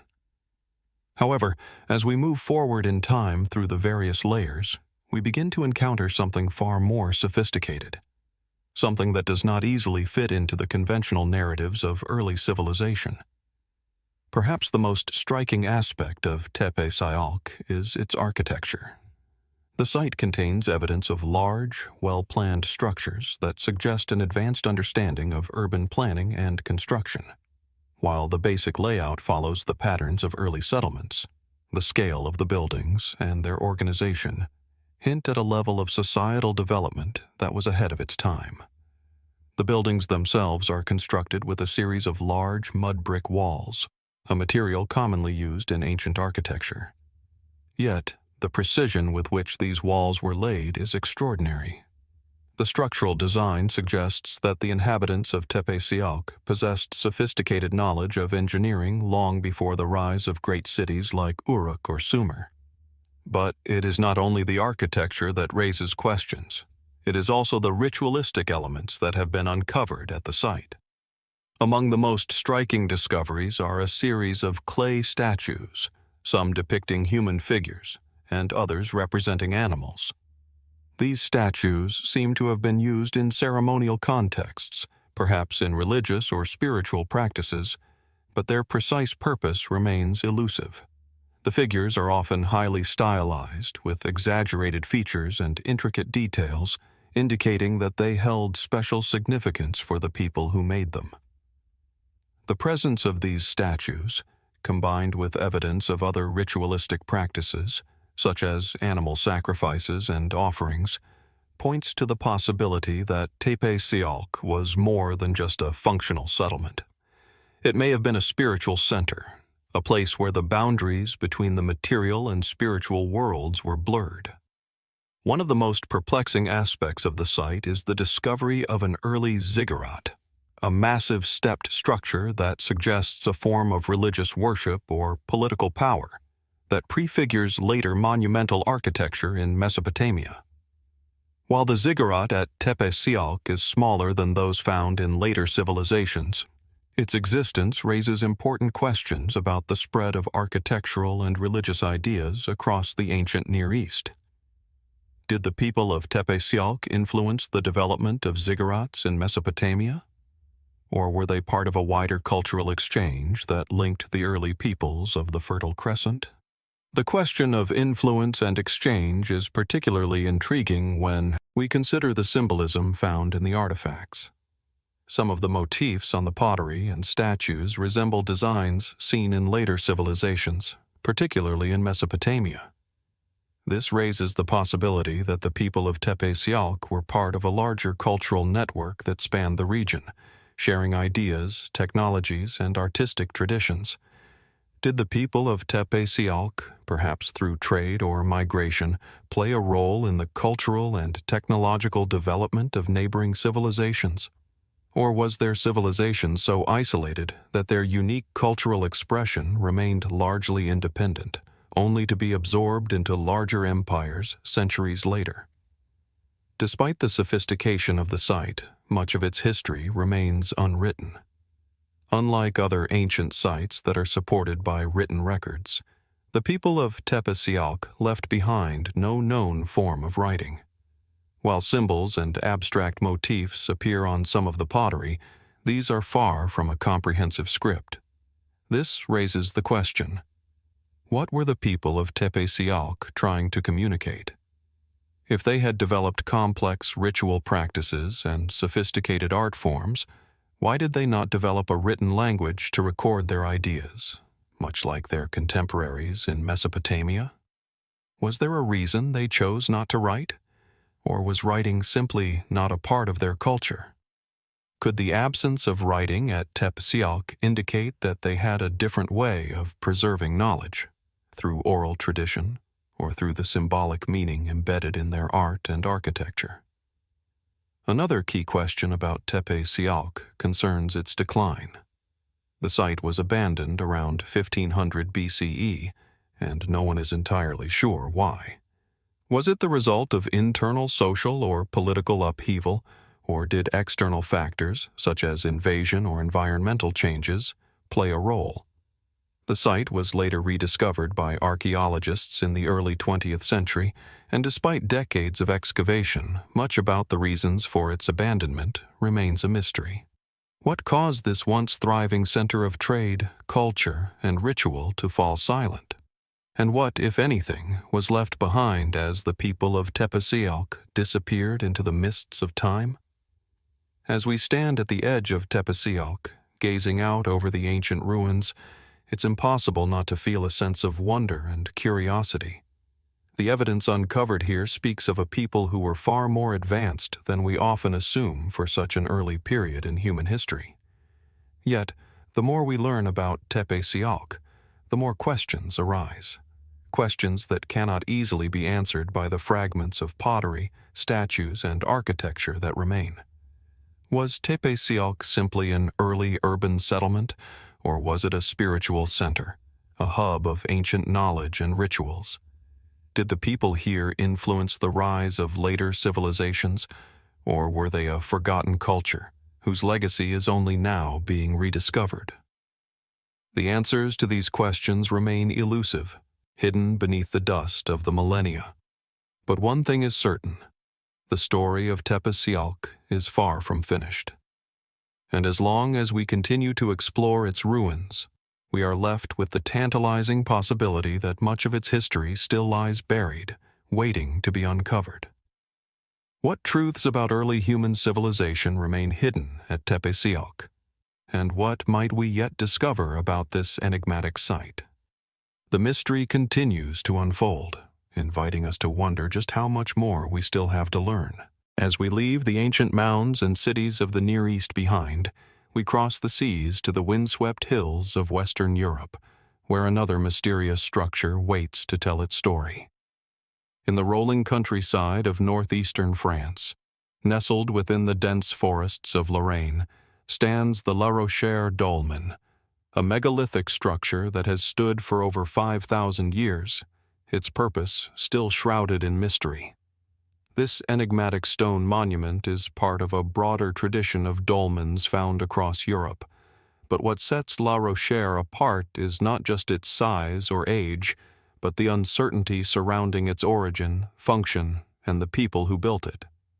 The dolmen itself is a remarkable sight, a collection of massive stones, carefully arranged, standing firm against the passage of time. The structure consists of a large capstone, or table stone, supported by several upright stones, creating a chamber that hints at some ceremonial or ritualistic purpose. The dolmen's size is imposing. The capstone alone weighs several tons, and its placement atop the upright stones demonstrates a sophisticated understanding of engineering and labor. As you approach the site, the stones seem to emerge from the earth, standing in stark contrast to the surrounding forest. The quiet, serene surroundings only add to the structure's aura of mystery, as though the dolmen itself holds a secret locked within the weight of its ancient stones. Yet, despite the monument's grandeur and its place in prehistoric history, very little is known about the people who constructed it or the purpose behind its creation. La Rochère is part of the broader group of dolmens that were constructed during the Neolithic period, a time when early farming communities were beginning to settle and shape the landscape. But while we have some understanding of the tools and methods the builders may have used, the question of why they constructed these monumental structures remains largely unanswered. Were these dolmens used as tombs, as is commonly suggested, or did they have a different, more ceremonial or symbolic role? Archaeological studies of La Rochère have uncovered few artifacts that can provide definitive answers. Some researchers suggest that the dolmen could have served as a burial site, a place where the dead were interred and offerings made. This is a common theory for dolmens across Europe, as many similar structures have been found to contain human remains, often accompanied by pottery, jewelry, and other grave goods. However, at La Rochère, no such remains have been discovered. This absence of human bones or burial items has led some scholars to question the conventional theory that dolmens were primarily used as tombs. Could La Rochère have had a different function altogether? One of the most compelling, yet still speculative ideas is that La Rochère could have been a ritualistic or astronomical center. The orientation of the dolmen, for example, suggests that it may have been carefully aligned with celestial events. Some dolmens across Europe are positioned to align with the rising or setting sun during solstices or equinoxes, marking important points in the calendar. Was La Rochère similarly aligned with celestial bodies?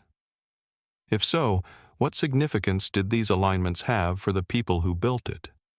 Could the dolmen have served as a kind of astronomical observatory, used by early farmers to mark the changing seasons and regulate the agricultural calendar? Or did it hold deeper, spiritual significance, serving as a portal to the heavens, a place where the living could commune with the dead, or with the gods? In recent years, some researchers have begun to consider more fringe theories about the purpose of the dolmen. One such theory suggests that structures like La Rochère were not just places of ritual or burial, but part of a much larger system of sacred sites that spanned across Europe.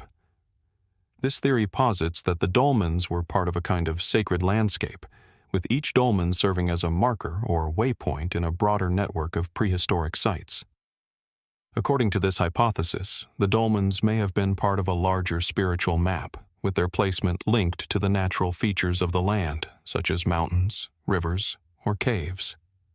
The theory suggests that these megalithic structures were connected to an ancient belief system that tied the natural world to the spiritual, with the stones themselves acting as markers for a path to the divine. The idea of a sacred landscape is not new. Similar theories have been proposed for other megalithic sites, such as Stonehenge in England and the Carnac stones in Brittany. Some of these sites are aligned with astronomical phenomena, while others seem to follow the contours of the land itself. The possibility that La Rochère could have been part of such a system raises intriguing questions about the sophistication of prehistoric spiritual practices. Could these ancient builders have had a deep understanding of geography, astronomy, and symbolism that we are only beginning to comprehend? What did the people of La Rochère believe, and how did their beliefs shape the structures they left behind? Adding to the mystery is the fact that dolmens like La Rochère were not isolated creations, but part of a larger cultural phenomenon that spread across Europe during the Neolithic period. Similar megalithic structures can be found throughout the continent, from Ireland to the Mediterranean, suggesting that the practice of building dolmens was widespread. Was there a common belief system that linked these diverse cultures together? Were they all connected by the same astronomical or spiritual knowledge passed down through generations? Or were these structures independently constructed, each reflecting the unique beliefs and practices of the communities that built them? While we may never know the full extent of the connections between these sites, it's clear that La Rochère is part of a much larger network of prehistoric monuments that spans time and space. The sheer effort involved in constructing such a monument, transporting massive stones, arranging them with great precision, suggests a highly organized society with considerable resources. But even with this understanding of the scale of the undertaking, the mystery of why La Rochère was built remains. Was it an astronomical observatory, a religious shrine, or something else entirely? As we stand before the stone table of La Rochère, we are left with more questions than answers. What does the site reveal about the people who built it? What beliefs and practices were embedded in its construction? And why, after so many centuries, does it still hold so many secrets? The dolmen remains a silent witness to a time long past, and yet its stones speak to us across millennia, urging us to look deeper.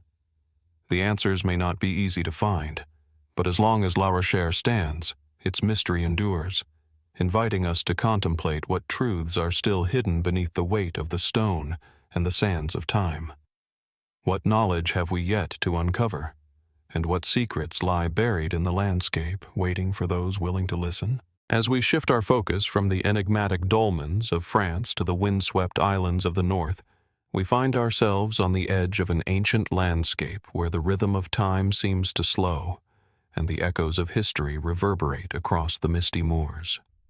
The Henge of Brodgar, nestled within the heart of the Orkney Islands off the northern coast of Scotland, is one of the most mysterious and awe-inspiring monuments of the prehistoric world. Its sheer scale and isolation make it a place of profound mystery, a monument that both defies and invites explanation, leaving us with more questions than answers. The Henge of Brodgar, part of a UNESCO World Heritage Site known as the Heart of Neolithic Orkney, consists of a large circular arrangement of standing stones, some of which rise over 15 feet tall.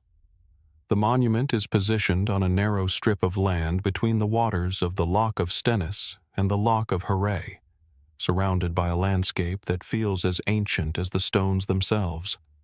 The setting is dramatic: rolling hills, wide skies, and the constant presence of water that seems to mirror the mystery of the site. When you stand within the circle of stones, the feeling of being transported to another time is palpable. The wind whispers through the gaps between the stones, and the air feels heavy with the weight of the past. The site itself is vast, covering over 100 meters in diameter, with a surrounding ditch that is believed to have once been filled with water.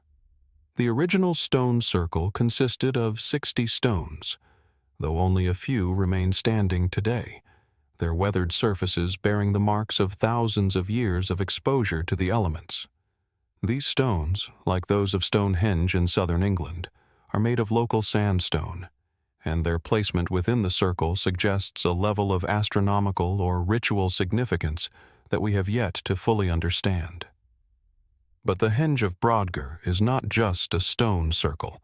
Like many of the megalithic sites in Europe, it is part of a broader complex of monuments and structures, all of which appear to have been interconnected in ways that are still unclear. What is perhaps most striking about the Henge of Brodgar is the sense of purpose behind its construction. While many ancient sites are thought to have had funerary or ritual purposes, the sheer scale of Brodgar suggests that it was more than a simple place of worship or burial. This was a location designed for something grander, something that reached beyond the practical concerns of daily life. Archaeologists believe that the Henge was constructed around 5,000 years ago, during the Neolithic period, a time when farming communities were just beginning to emerge across Europe. But even within the context of this early agricultural society, the sheer effort involved in constructing such a monument raises important questions.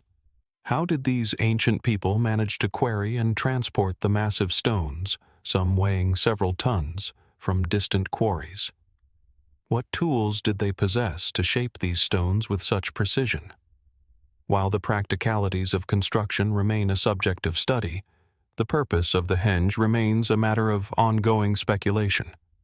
Like other stone circles, the Henge of Brodgar is often linked to astronomical events.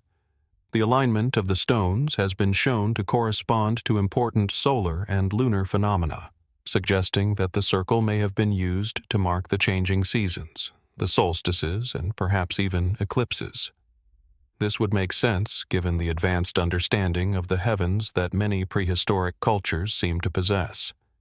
In fact, some researchers have argued that the Henge of Brodgar was part of an ancient astronomical observatory, a place where the movement of the sun and moon could be tracked for purposes of agriculture, religious observance, or both. The people who built Brodgar may have been deeply connected to the rhythms of nature, using the stones as a means of aligning themselves with the cosmic order.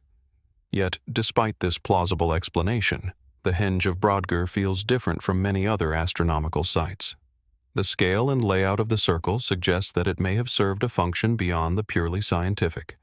One theory suggests that the site was a place for large communal gatherings, perhaps religious ceremonies or rituals that sought to bring people together for both spiritual and social purposes. The stones may have been symbols, not only of the forces of nature but also of something deeper, something connected to the very identity and culture of the people who built it. Some researchers have speculated that Brodgar may have been a place of ritualistic significance, tied to a complex belief system that we are only beginning to understand. The surrounding landscape, with its abundance of water and its proximity to other monuments, suggests that the Henge may have been part of a broader ceremonial landscape, with a network of other sites, like the nearby Ring of Brodgar, Maes Howe, and the Standing Stones of Stennis, all serving interconnected spiritual roles. Could these sites have formed a kind of sacred geography, with each stone circle and monument holding a different function in the religious life of the community? Was the Henge of Brodgar a place of initiation or worship, where the cycle of life, death, and rebirth was enacted through ritual? One of the most intriguing aspects of the Henge of Brodgar is its connection to the broader Neolithic Orkney landscape, which contains other remarkable monuments, most notably Maes Howe, a chambered tomb known for its precise alignment with the setting sun during the winter solstice. The close proximity of these sites raises questions about whether they were constructed by the same people and whether they shared a common purpose. Were these monuments part of a larger regional spiritual system, one that sought to align human life with the rhythms of the earth and the cosmos? Or were they independent creations, each serving a unique purpose for different communities?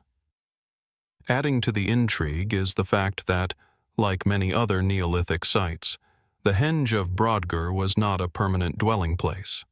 It was a place meant for ritual, ceremony, and possibly astronomy.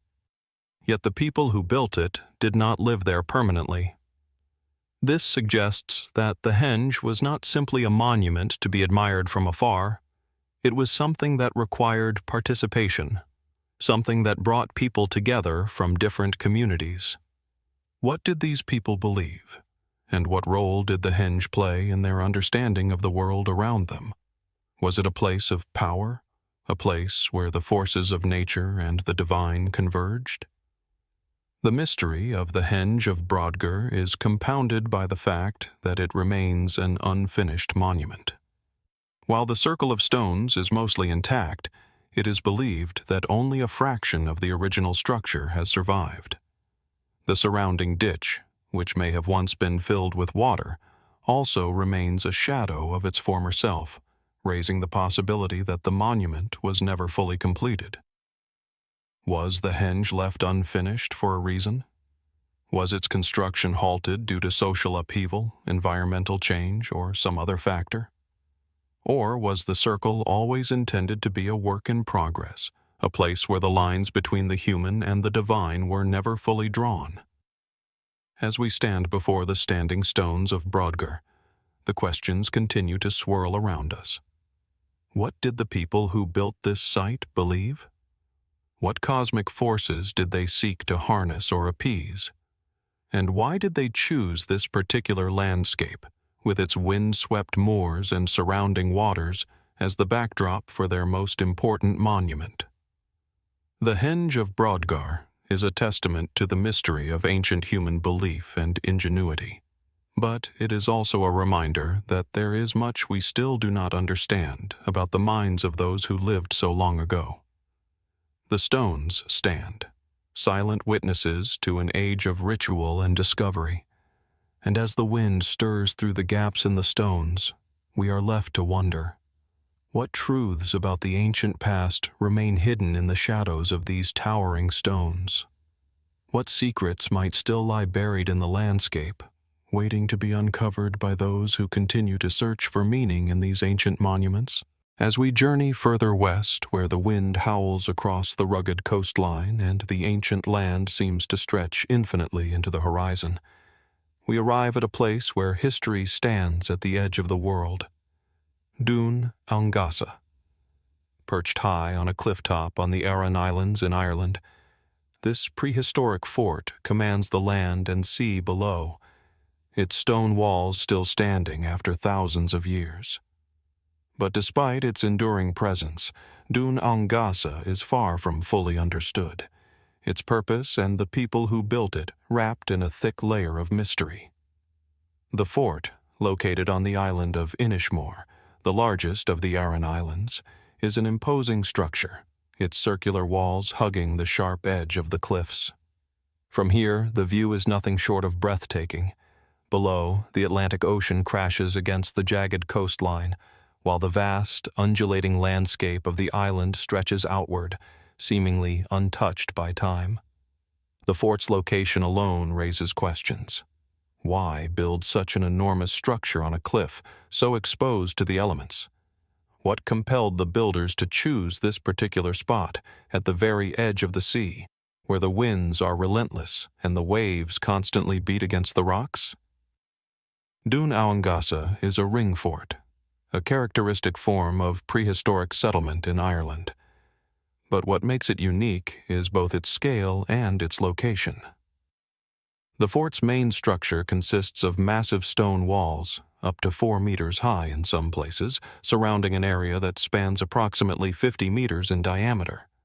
Inside, there is no clear evidence of buildings or domestic life, as one might expect in a typical settlement.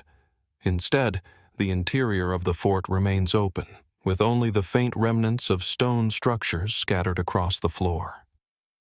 The lack of habitation structures suggests that Dún Aonghasa may have had a different function, perhaps not a simple place of residence, but a ceremonial or defensive site, or a combination of both. The fort's architecture itself speaks to a level of sophistication that suggests it was built by a people with considerable knowledge of engineering and construction. The walls of the fort are made from large, unshaped stones, carefully placed without the use of mortar, a technique common in prehistoric Irish structures. This dry stone construction method, while simple, is remarkably effective at withstanding the harsh winds and salty air of the Atlantic coast. The sheer effort required to transport these stones, some weighing several tons, up the cliffs and assemble them into the fort's imposing walls indicates that Dún Aonghasa was not a small, transient settlement. It was a monumental project, likely requiring the labor and resources of a large community over an extended period of time. While the purpose of the fort is still debated, one of the most widely accepted theories is that it was built as a defensive structure. Its location on a clifftop, with steep drops on three sides, would have made it highly defensible against potential attackers. But this explanation only raises more questions. Was the fort built to protect against invasions, or did it serve as a stronghold in a time of political or social unrest? There is no clear evidence of warfare or large-scale conflict on Inishmore during the time when Dún Aonghasa was constructed, so could the fort have served a different, more symbolic purpose? In fact, some archaeologists suggest that Dún Aonghasa may have been a ceremonial center, a place where ritual and governance took place rather than a military fortress. This theory is supported by the fort's location and the absence of domestic buildings within the walls. The massive stone walls, the imposing gateways, and the sheer scale of the fort all suggest that it may have been designed to impress or intimidate. Could it have been the seat of a chieftain, a place where the community came together for rituals, feasts, or important gatherings? The openness of the interior might have allowed for large crowds to gather, adding weight to the idea of Dún Aonghasa as a site of ritual or leadership. Some have even speculated that Dún Aonghasa could have been aligned with astronomical phenomena, much like other ancient sites across the world. The entrance to the fort is positioned in such a way that it faces the setting sun, and the fort's layout may have had significance related to celestial events such as solstices or equinoxes. The people who built this structure may have been deeply attuned to the rhythms of the sky, using the fort as a way to mark the passage of time and the changing seasons. Was Dún Aonghasa a place where people gathered to honor the sun or the cycles of the moon? Or was it something more, a sacred site, a link between the earth and the heavens, where the community could align itself with cosmic forces? But perhaps the most puzzling aspect of Dún Aonghasa is its name.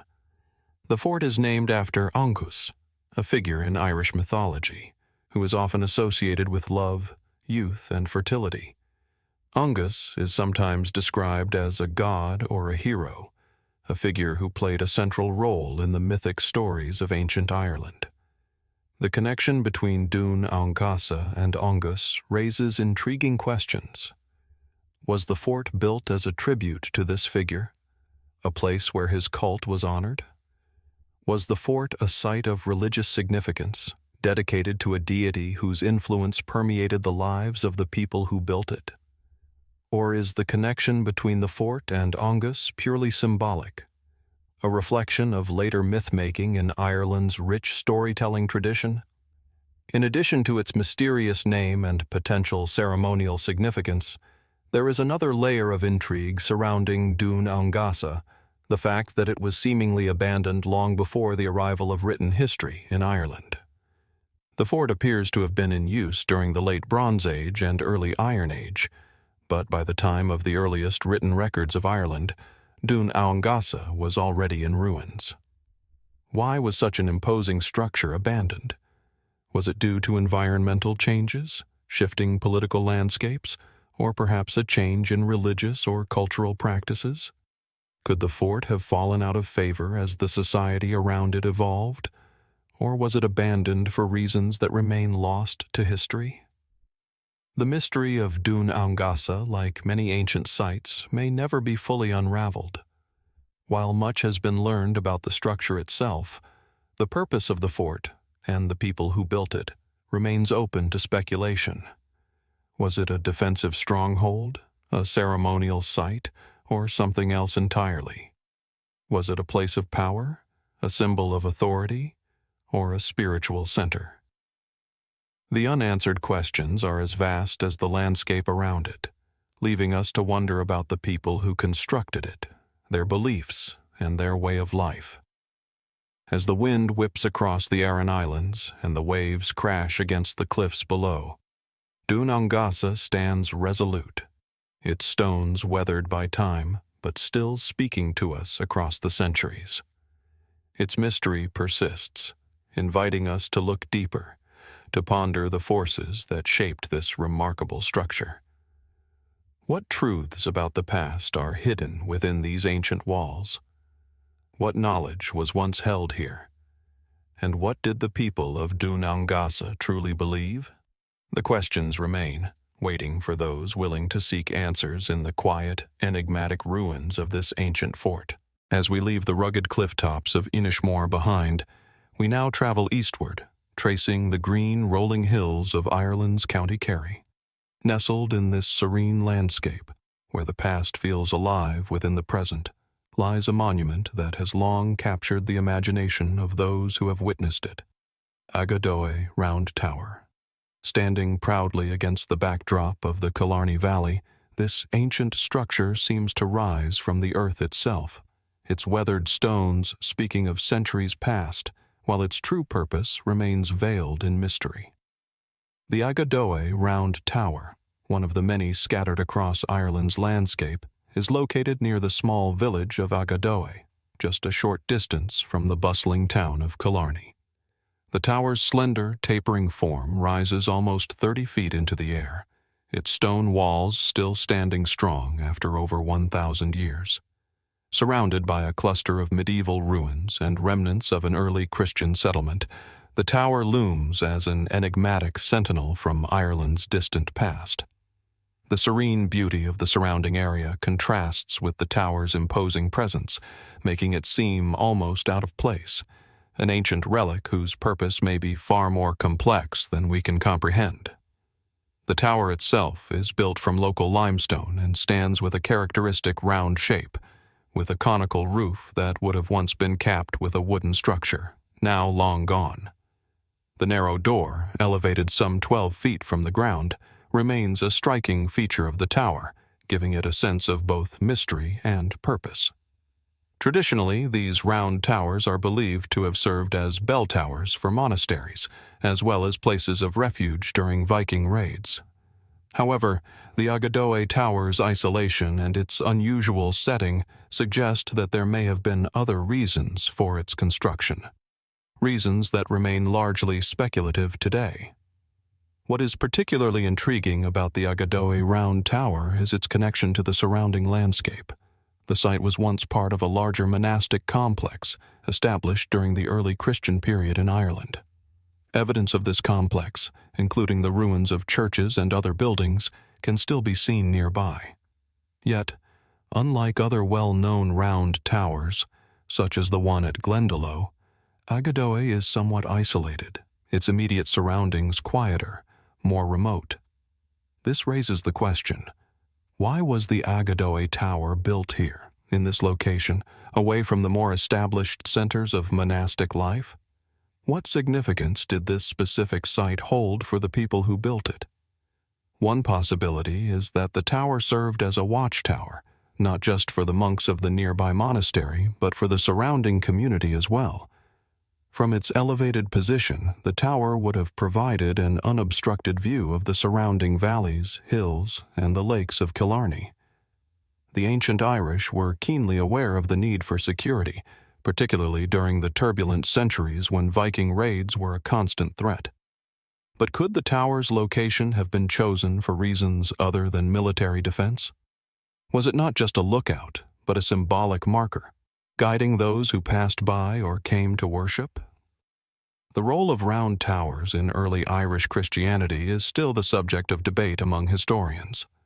While many scholars agree that these towers served primarily as places for the storage of valuable manuscripts and relics, others suggest that they had a more complex, possibly ritualistic significance. Could the Aghadoe round tower have been more than a mere practical structure? Was it perhaps a center for religious observance, a place where the earthly and the divine intersected? In Ireland's rich tradition of myth and spirituality, could the tower have been viewed as a connection between the heavens and the earth, its elevated height symbolizing the closeness to God? Interestingly, the Aghadoe round tower does not appear to have been part of a traditional monastery with extensive buildings and grounds. It stands alone, with no significant signs of religious artifacts, large structures, or complex settlements nearby. This absence of a typical monastic infrastructure is unusual, leading some researchers to speculate that the tower might have had a more personal or intimate function. Was it a solitary place of retreat, a place where monks or hermits could escape from the world? Or did it serve as a site for specific rites, perhaps linked to the changing seasons, the cycles of the sun, or other celestial events that were significant to early Christian and pre-Christian beliefs? There are also those who suggest that Aghadoe's location could be tied to earlier, pre-Christian traditions. Ireland's early Christian communities often adapted and repurposed pagan sites, incorporating the sacred landscapes and rituals of the island's previous inhabitants into their own spiritual practices. Could the Aghadoe Tower have been built on a site of earlier significance, perhaps connected to an ancient Druidic tradition? The very location of the tower, overlooking the lush valley and the distant mountains, could have held deep spiritual meaning long before the rise of Christianity in Ireland. Might the tower have stood as a bridge between the old beliefs and the new? And then, there is the question of its architectural design. While the round tower was a distinctive feature of early Christian architecture in Ireland, there are variations in design across the country. Some towers are built with elaborate entrances, while others are simpler. The Aghadoe Tower, for example, lacks the decorative features that can be found in other round towers, raising questions about its purpose. Could this simplicity be indicative of a different use, one that has been lost to history? Was the tower a more utilitarian structure, perhaps used as a communal gathering place rather than a sacred or defensive one? In addition to these practical questions, there are also lingering mysteries about the construction of the Aghadoe Tower. Like many other round towers, it is built with a remarkably precise engineering skill, using large stones without mortar. The construction of such a structure would have required significant planning and organization. Who were the builders of Aghadoe? Were they monks, or did the construction involve the work of local communities, perhaps those from nearby Killarney? The precision with which the stones were cut and placed suggests a highly skilled workforce. Did these builders have access to advanced techniques that we are still not fully aware of today? Could there have been an influence from other cultures or regions, some of which may have passed through or traded with Ireland during this period?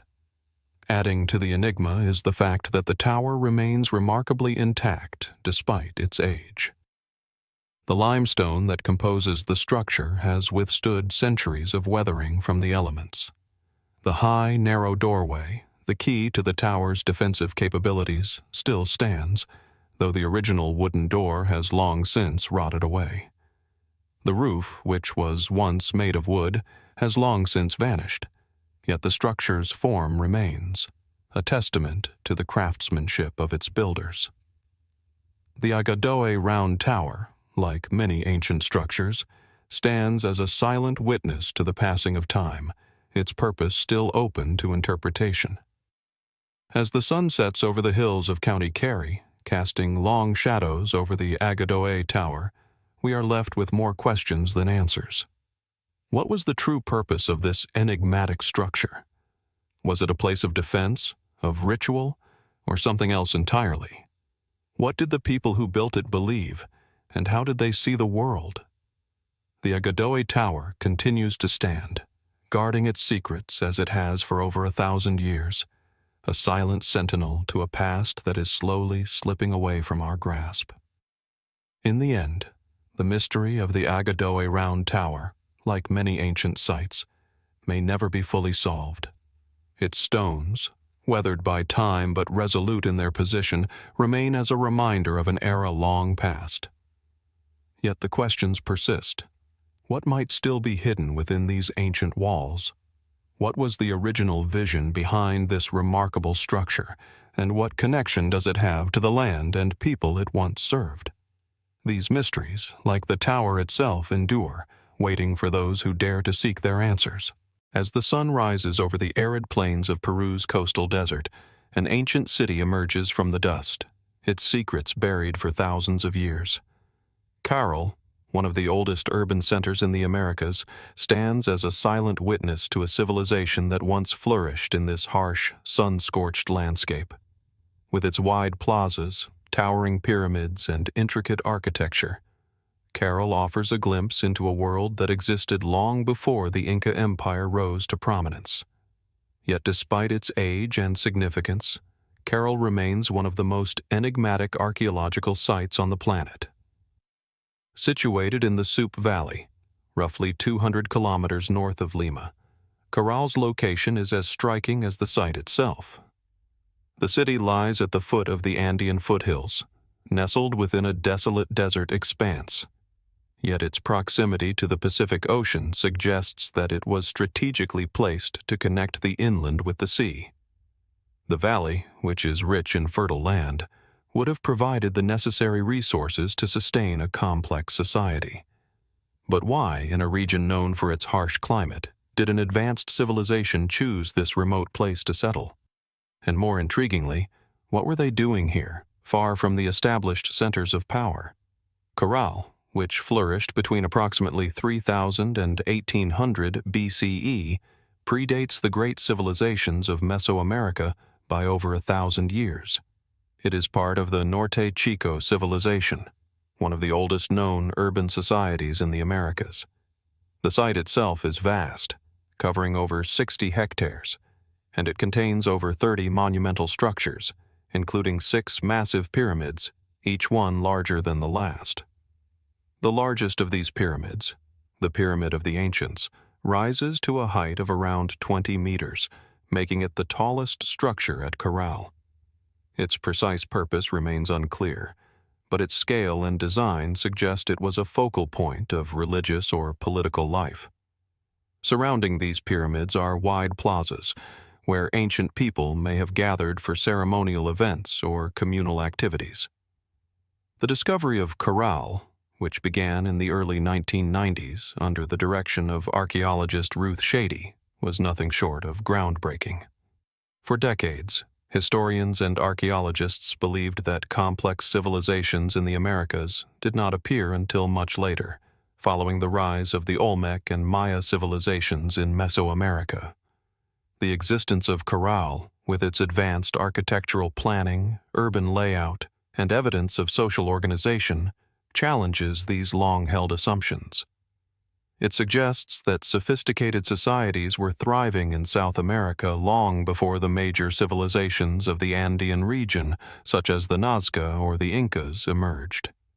Yet despite its monumental scale and importance, many aspects of Caral remain a mystery.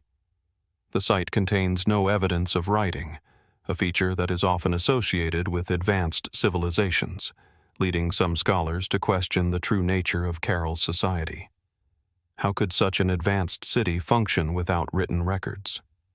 Was the society at Caral organized around oral traditions, or did they rely on other forms of communication, perhaps symbolic or ritualistic practices unknown to us today? Furthermore, there are no obvious signs of warfare or military conflict at Caral. The lack of fortifications or weapons suggests that this society may have been remarkably peaceful compared to other ancient cultures. But what then was the source of its power and influence? Perhaps one of the most intriguing features of Caral is the lack of ceramics, an oddity for a civilization of its size and complexity. In most ancient societies, pottery was an essential part of daily life, used for everything from cooking to storage to ritualistic practices. The absence of ceramics at Caral raises important questions about the society's technological capabilities. Was this a society that had no need for pottery? Or was there another, unknown reason for this unusual absence? The answer may lie in the materials they used instead, such as woven textiles or stone tools, which have been found in abundance at the site.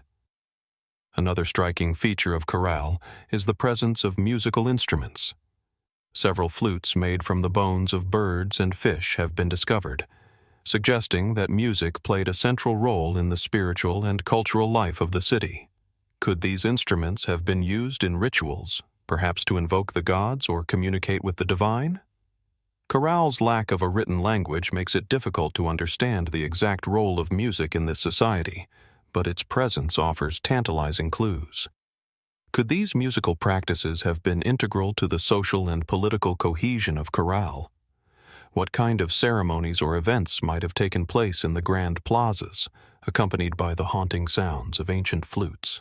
The city of Caral also reveals a sophisticated understanding of engineering and urban planning. The pyramids, for instance, were built using a complex system of ramps and platforms, a feat of construction that required advanced knowledge of geometry and logistics. The city was laid out with a remarkable sense of order, with buildings carefully arranged to align with the landscape and the surrounding environment. The canals that once crisscrossed the valley provided water to the residents of Caral, allowing them to cultivate crops in the otherwise inhospitable desert. These innovations suggest a highly organized society, capable of engineering large-scale projects and managing resources over extended periods of time. However, the greatest mystery surrounding Caral may lie in its decline. Around 1800 BCE, the city appears to have been abandoned, and the reasons for its collapse remain unknown. Some theories suggest that environmental factors, such as a prolonged drought or a shift in the climate, may have played a role in the downfall of Caral. The desertification of the region, if it occurred, would have made agriculture and water management increasingly difficult. Others have proposed that internal social or political upheaval may have led to the city's abandonment. But, like so many ancient societies, the true cause of Caral's fall remains elusive.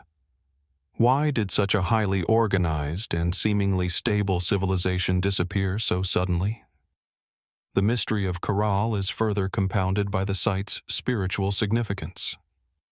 While most ancient civilizations were deeply religious, Caral's lack of overt religious symbols, such as statues or temples dedicated to specific deities, has led some to question the nature of their beliefs. Were the people of Caral polytheistic, or did they practice a form of worship that was less concerned with deities and more focused on nature, the elements, or ancestral veneration? The lack of clear religious iconography leaves us to wonder, what drove the spiritual practices of Caral's inhabitants, and how did these beliefs shape their culture? The sacred city of Caral stands as a remarkable testament to the ingenuity and resilience of a society that existed long before written history. It offers a glimpse into a world that has long since disappeared, yet the questions it raises remain as urgent as ever. What was the true nature of Caral's society? What were the cultural and spiritual forces that drove this city to rise and, ultimately, to fade into obscurity? And, most importantly, what lies hidden beneath the sands of this ancient city? What knowledge, what stories, what forgotten truths are yet to be uncovered? The answers may lie in the stones, the canals, and the flutes of Caral, waiting for us to unlock the mysteries of this ancient civilization. Nestled deep within the lush, rain-soaked forests of Costa Rica, a collection of ancient stones, sits in quiet defiance of time. The Diquís Delta stones, known locally as Las Esferas, the mysterious spheres of Costa Rica, lie scattered across the landscape like forgotten relics of a bygone era. They are a testament to a civilization whose full story has been lost to the ages, leaving behind only these perfectly round stones as enigmatic reminders of their presence. Discovered in the Diquís Delta region in southern Costa Rica, the spheres range in size from small pebbles to enormous, multi-ton giants, some measuring up to 2.5 meters in diameter. Many of them are made from gabbro, a hard stone native to the region, while others are crafted from limestone. The sheer scale and number of these spheres, over 300 have been found to date, have confounded archaeologists, historians, and local communities alike.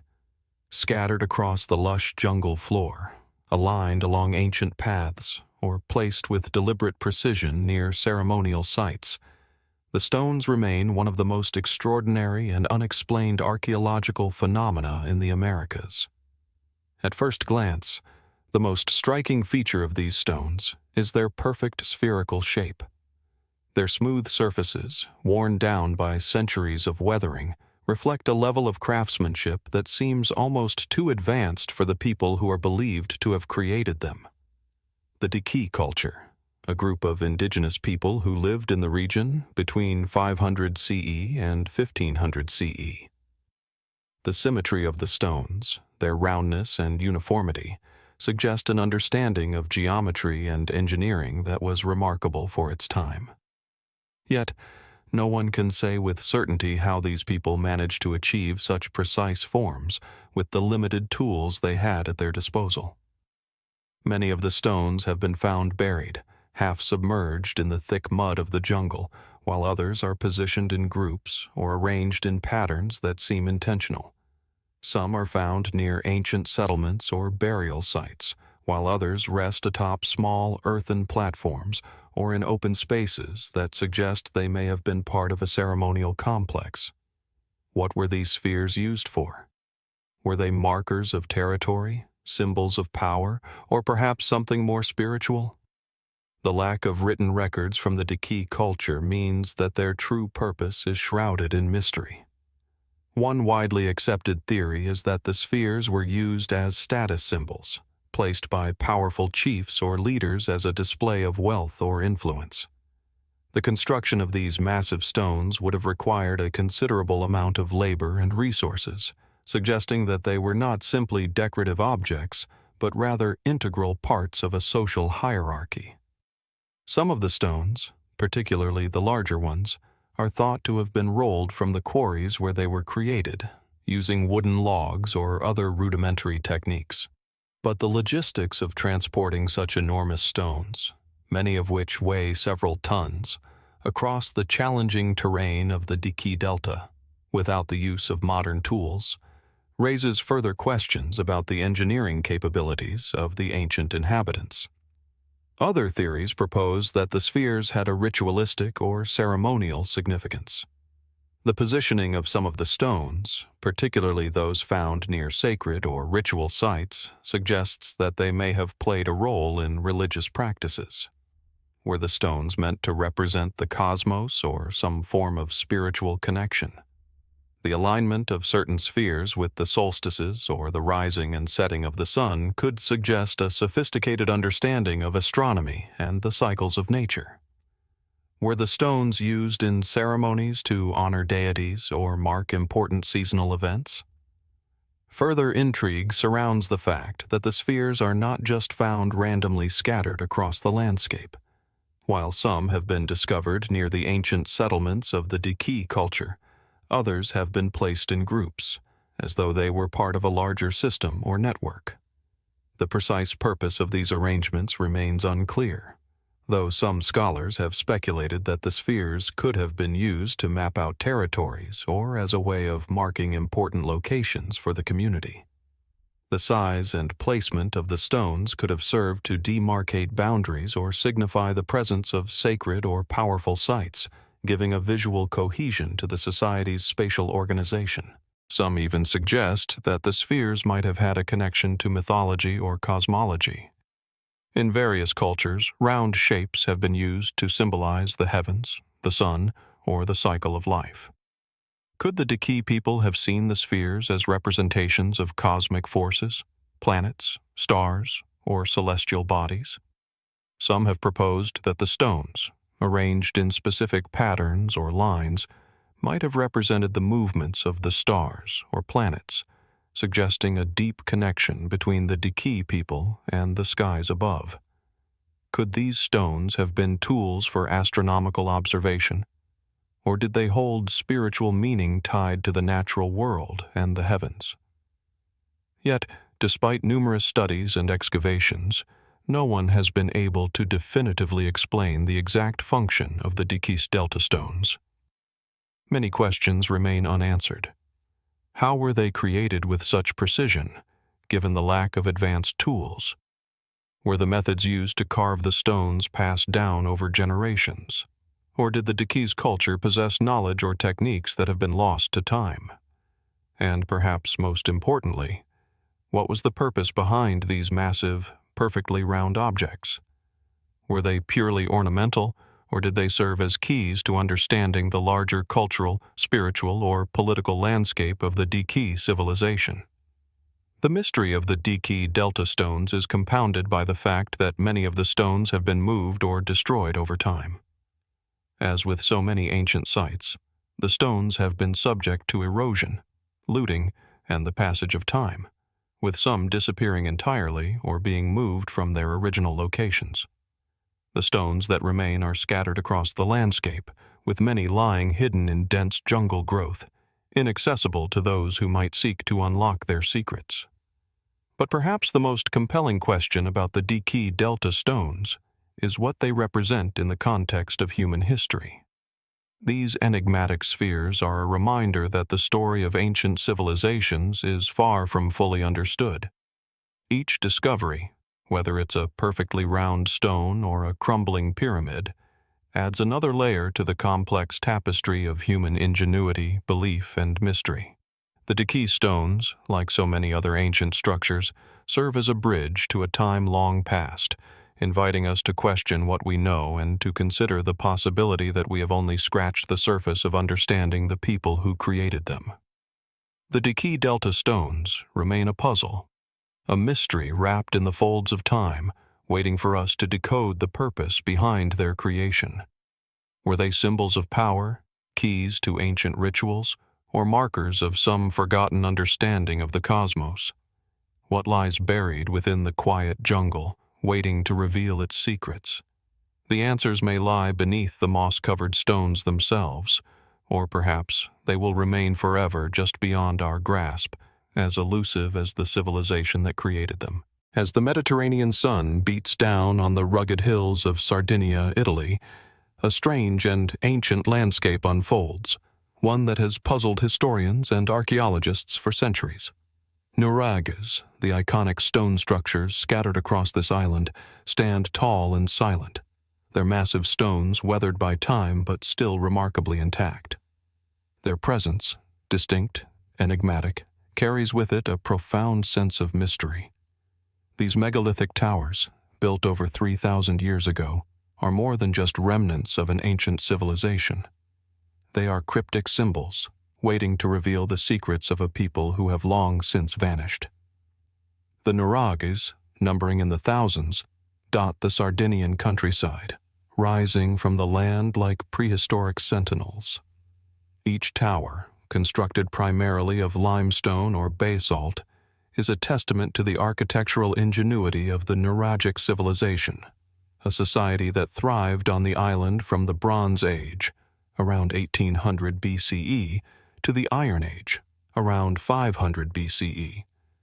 But despite their impressive scale and enduring presence, the exact purpose of these towers remains one of the most enduring mysteries of ancient architecture.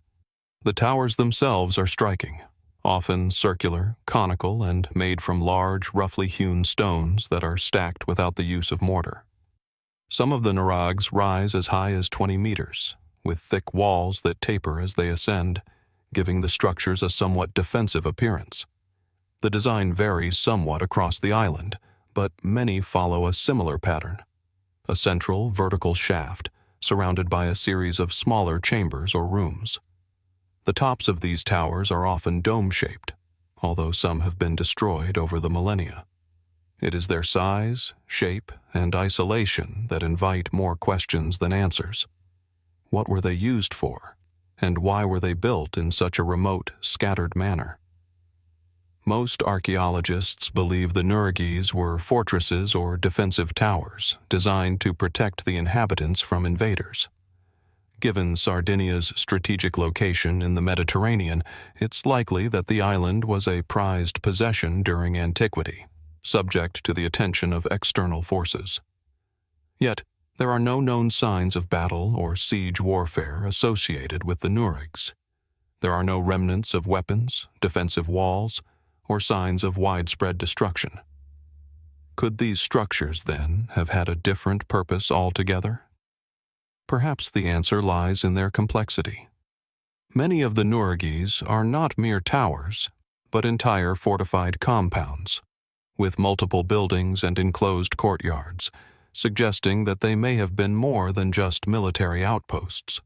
In some cases, the towers are connected by narrow, labyrinthine corridors, while others are surrounded by stone walls or enclosures, further complicating their interpretation. The central chamber of many Nuraghes is often large enough to house several people, and some suggest that the structures might have functioned as a form of community center, places where people gathered for rituals, meetings, or communal events. Could these towers have been symbols of power, status, or authority in a complex social hierarchy? Adding to the intrigue are the large, circular stone structures often found around the Nuraghes, which resemble tholos tombs, a type of ancient burial site common to many Mediterranean cultures. In Sardinia, these stone graves often appear near the towers, leading some to speculate that the Nuraghes may have had a spiritual or religious purpose. Were the towers, then, temples or sanctuaries, perhaps dedicated to the gods of the sea or the land? The link between the dead and the living seems to be a theme across many of the Nuraghes, as the proximity of burial sites suggests a belief system that bridged the world of the living with that of the afterlife. There is also the fascinating fact that many of the Nuraghes align with certain celestial phenomena. The orientation of some towers appears to be linked to the sun, with particular structures aligned to capture the sunrise or sunset during the solstices and equinoxes. This suggests a sophisticated knowledge of astronomy, one that likely had deep spiritual or ritualistic significance. Were these structures used in ceremonial observances tied to the movement of the sun and the changing of the seasons? Did the builders of the Nuraghes view their towers as a way to connect with the cosmos, linking their earthly lives with the movements of the stars in the natural world? Despite the general agreement that the Nuraghes were built by the Nuragic people, little is known about these ancient inhabitants. No written records have survived, and much of what we know about them comes from archaeological findings and the study of their structures. What motivated the people who built these massive towers? Were they a warrior class, determined to defend their land? Or were they priests, healers, or astronomers who built these structures as part of a larger cosmological worldview? Could the towers have served multiple functions over time, evolving from military fortresses to spiritual sanctuaries, or perhaps both? The lack of definitive answers is part of what makes the Nuraghes so intriguing. Over the years, numerous theories have been proposed to explain their origins and purpose. Some suggest that the Nuraghes were the product of external influence, perhaps from neighboring Mediterranean cultures such as the Egyptians, Phoenicians, or Mycenaeans. Others believe that the Nuragic civilization was entirely indigenous, developing in isolation over centuries. The building techniques employed in the Nuraghes are unlike those of any other known culture in the Mediterranean, leading some to ask, could the people who constructed these towers have possessed knowledge that was lost to history? There are, of course, more speculative theories as well. Some have even suggested that the Nuraghes were built by a lost civilization, one that predated the known cultures of the Mediterranean. Perhaps the builders of these towers had access to advanced engineering techniques or even lost technology that allowed them to construct these monumental structures. Could the precision of the stonework suggest that the Nuraghes were built by a people with knowledge of geometry and engineering far beyond their time? Or perhaps, as some have proposed, the towers were created with the help of external forces or technologies that have since disappeared. As we wander through the ancient sites of Sardinia, gazing up at the towering stones that have stood the test of time, one cannot help but feel a sense of wonder and a deep yearning for answers. The Nuraghes are not just stones, they are clues, scattered across the island like pieces of a puzzle waiting to be solved. They speak of a people whose lives are lost to history, but whose legacy endures in the form of these massive, enigmatic structures. What do these towers tell us about the people who built them? What do they reveal about the society that once thrived in this remote part of the Mediterranean? And perhaps most intriguingly of all, what might still lie hidden within these ancient stones? The answers, it seems, may be buried deep within the foundations of these remarkable structures, waiting for us to uncover them, if only we can decipher the clues that remain. In the highlands of northern Ethiopia, near the ancient city of Aksum, a series of monumental sites stands testament to a civilization whose legacy has often been overshadowed by the more familiar empires of the Mediterranean and the Near East. The Aksumite kingdom, once one of the great powers of the ancient world, flourished between the 1st and 7th centuries CE, dominating much of the Red Sea region and establishing trade networks that stretched as far as India and Rome. Yet, despite its importance, many of the prehistoric structures tied to the Aksumite civilization remain shrouded in mystery, enigmatic relics whose purpose and meaning continue to elude modern scholars. The most striking feature of the Aksumite landscape is the series of towering stelae, massive stone obelisks that rise from the dry, wind-swept plains like silent sentinels. These granite monoliths, some of which are over 20 meters tall, are unlike anything else found in Africa. Carved with intricate reliefs and inscribed with symbols whose meanings have long since been forgotten, the stelae are one of the defining features of Aksumite culture. But what were they meant to represent?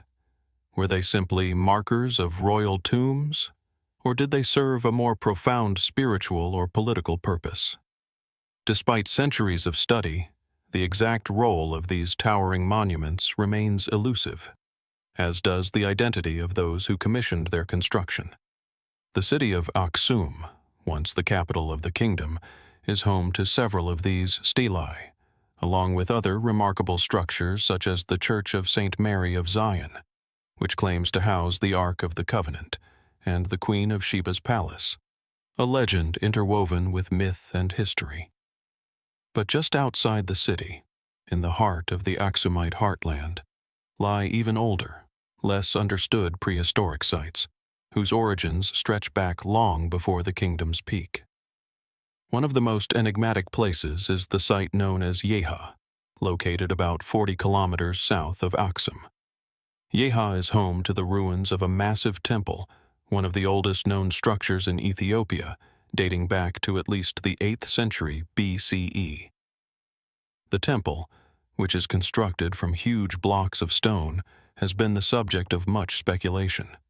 Its design, particularly the monumental stones used in its construction, suggests a highly advanced knowledge of engineering and stone masonry, reminiscent of the techniques used by ancient Egyptian and Near Eastern civilizations.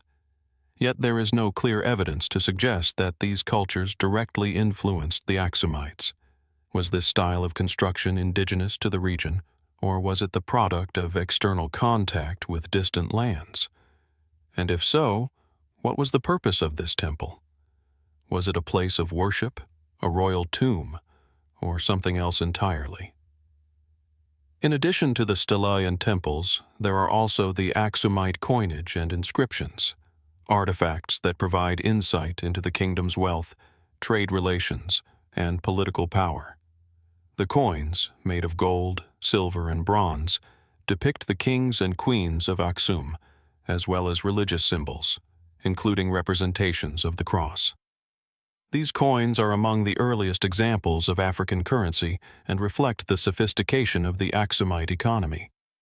But while these objects offer clues to the kingdom's material culture, they also raise new questions. Why were these coins minted with such fine craftsmanship? Was the economy of Aksum purely commercial, or was there a more profound religious or ritualistic significance to the wealth and exchange of these items? The stelae, the temples, the coins, each one of these elements speaks to a culture with a deep understanding of both material wealth and spiritual significance. But there is one feature that ties all of these discoveries together, an element that continues to baffle archaeologists and historians: the lack of a clearly defined written language. While the Aksumites left behind a rich legacy of monuments, artifacts, and inscriptions, no decipherable script has been found that fully explains their culture. The Ge'ez script, still used in the Ethiopian Orthodox Church today, emerged after the fall of Aksum and is not thought to be directly related to the earlier symbols found at sites like Yeha. Without a written language to anchor these discoveries, we are left to interpret the meaning of these remarkable structures through physical remains alone. As we delve deeper into the prehistoric aspects of Aksumite history, we find ourselves faced with more mysteries. For instance, why are some of the stelae adorned with such intricate carvings and reliefs, while others are left blank? Was this variation in decoration a sign of differing political power, or were the stelae constructed in phases, each one reflecting a different cultural or religious belief? The stelae at Aksum are often arranged in groups or alignments, suggesting some kind of intentional layout. Could these alignments have been tied to astronomical events or seasonal cycles, as they were in other ancient cultures? If so, what might this tell us about the role of astronomy in Aksumite society? Equally puzzling are the large stone blocks found at the sites of Aksumite royal tombs, some of which are massive and finely cut, while others appear hastily put together. Why were such monumental tombs built for some kings, yet not for others? Was there a deeper, hidden meaning behind these tombs? Perhaps something to do with the royal lineage, the afterlife, or ancestral worship? Could there have been a more spiritual reason behind these lavish burial sites than simple expressions of power? While mainstream explanations for these enigmatic structures typically center around Aksum's prominence as a trading empire, it's worth considering more speculative or fringe ideas. Some have proposed that the Aksumites were influenced by lost civilizations, such as the pharaohs of Egypt or the Phoenicians, whose own monumental architecture shows parallels to the structures found at Aksum and Yeha. Others have suggested that the Aksumite builders possessed knowledge of advanced construction techniques that have yet to be fully understood, or that they may have used now forgotten methods of transportation and masonry to create these massive monuments. And then, there are the tantalizing theories about the spiritual or ritualistic significance of the Aksumite sites. Some believe that the stelae and temples were not merely political markers or religious shrines, but rather keys to a deeper understanding of the universe. Were they symbolic representations of the cosmic order, a map of the stars, or a way to track celestial events? Could they have served as an ancient form of astronomical observatory, aligning with stars, constellations, or the movements of the sun and moon? As we stand among the towering stelae and the weathered temples of the Aksumite kingdom, we are reminded that history is not a linear progression, but a web of interconnected stories. The questions raised by these ancient structures do not have easy answers, yet they compel us to look deeper, to reconsider the known and the unknown, and to acknowledge that some mysteries may remain unsolved for generations to come. What was the true purpose of these towering stones, the grand temples and the royal tombs? Did they serve to mark the greatness of a kingdom, or were they a symbol of something far more profound? The answers lie in the shadows of history, waiting for those with the curiosity and persistence to uncover them. As you wander through the mist-covered hills of Kilmartin Glen, Scotland, the land seems to hum with an ancient energy. Nestled in the heart of this verdant valley lies a complex of stone structures so old that they predate the pyramids of Egypt and the great civilizations of the Mediterranean. Kilmartin Glen is home to one of the most significant concentrations of prehistoric monuments in all of Britain, yet their true purpose, and the people who built them, remain a profound mystery. The most striking feature of the Glen is its stone circles, ancient standing stones, and burial cairns scattered across the landscape like forgotten giants, quietly enduring the passage of time. There are over 350 prehistoric sites within the Glen, each one telling its own story, though none of them fully explain why these stones were placed here or what role they played in the lives of those who shaped them. These silent stones, as they've come to be known, stand as solemn witnesses to an era lost in the depths of history. Among the most notable of these structures is the Kilmartin Stone Circle, a ring of large, weathered stones that still rises from the earth despite centuries of erosion and neglect. Its shape is strikingly precise, the stones carefully arranged in a near-perfect circle. The circle itself is aligned with the solstices, much like other stone circles in Europe, suggesting a deep knowledge of astronomy. But what was the purpose of this circle? Was it merely a ritualistic or ceremonial site used by ancient peoples to mark the changing seasons? Or did it serve a more sacred function, connected to the stars, the gods, or the afterlife? The mystery deepens when you look at the stones themselves. Many of the standing stones in Kilmartin Glen bear strange and cryptic carvings, symbols that have resisted interpretation for centuries. Some depict abstract shapes and spirals, while others seem to represent animals or human-like figures, their meanings lost to time. Why were these markings made, and why were they so deliberately etched into the stone? Could they be remnants of a lost language, one that held knowledge we can no longer comprehend? Or perhaps, were they a form of communication between the living and the dead, a way to invoke spiritual forces, or to preserve ancestral wisdom? And then there are the burial cairns scattered across the Glen, mound-like structures made of stones, often covering ancient graves. The size and placement of these cairns suggest that they were constructed with great care, possibly marking the final resting places of important individuals. Some of the cairns are surprisingly elaborate, with chambers inside that have been found to contain human remains, pottery, and personal items. Were these cairns simply tombs, or did they serve a more complex function?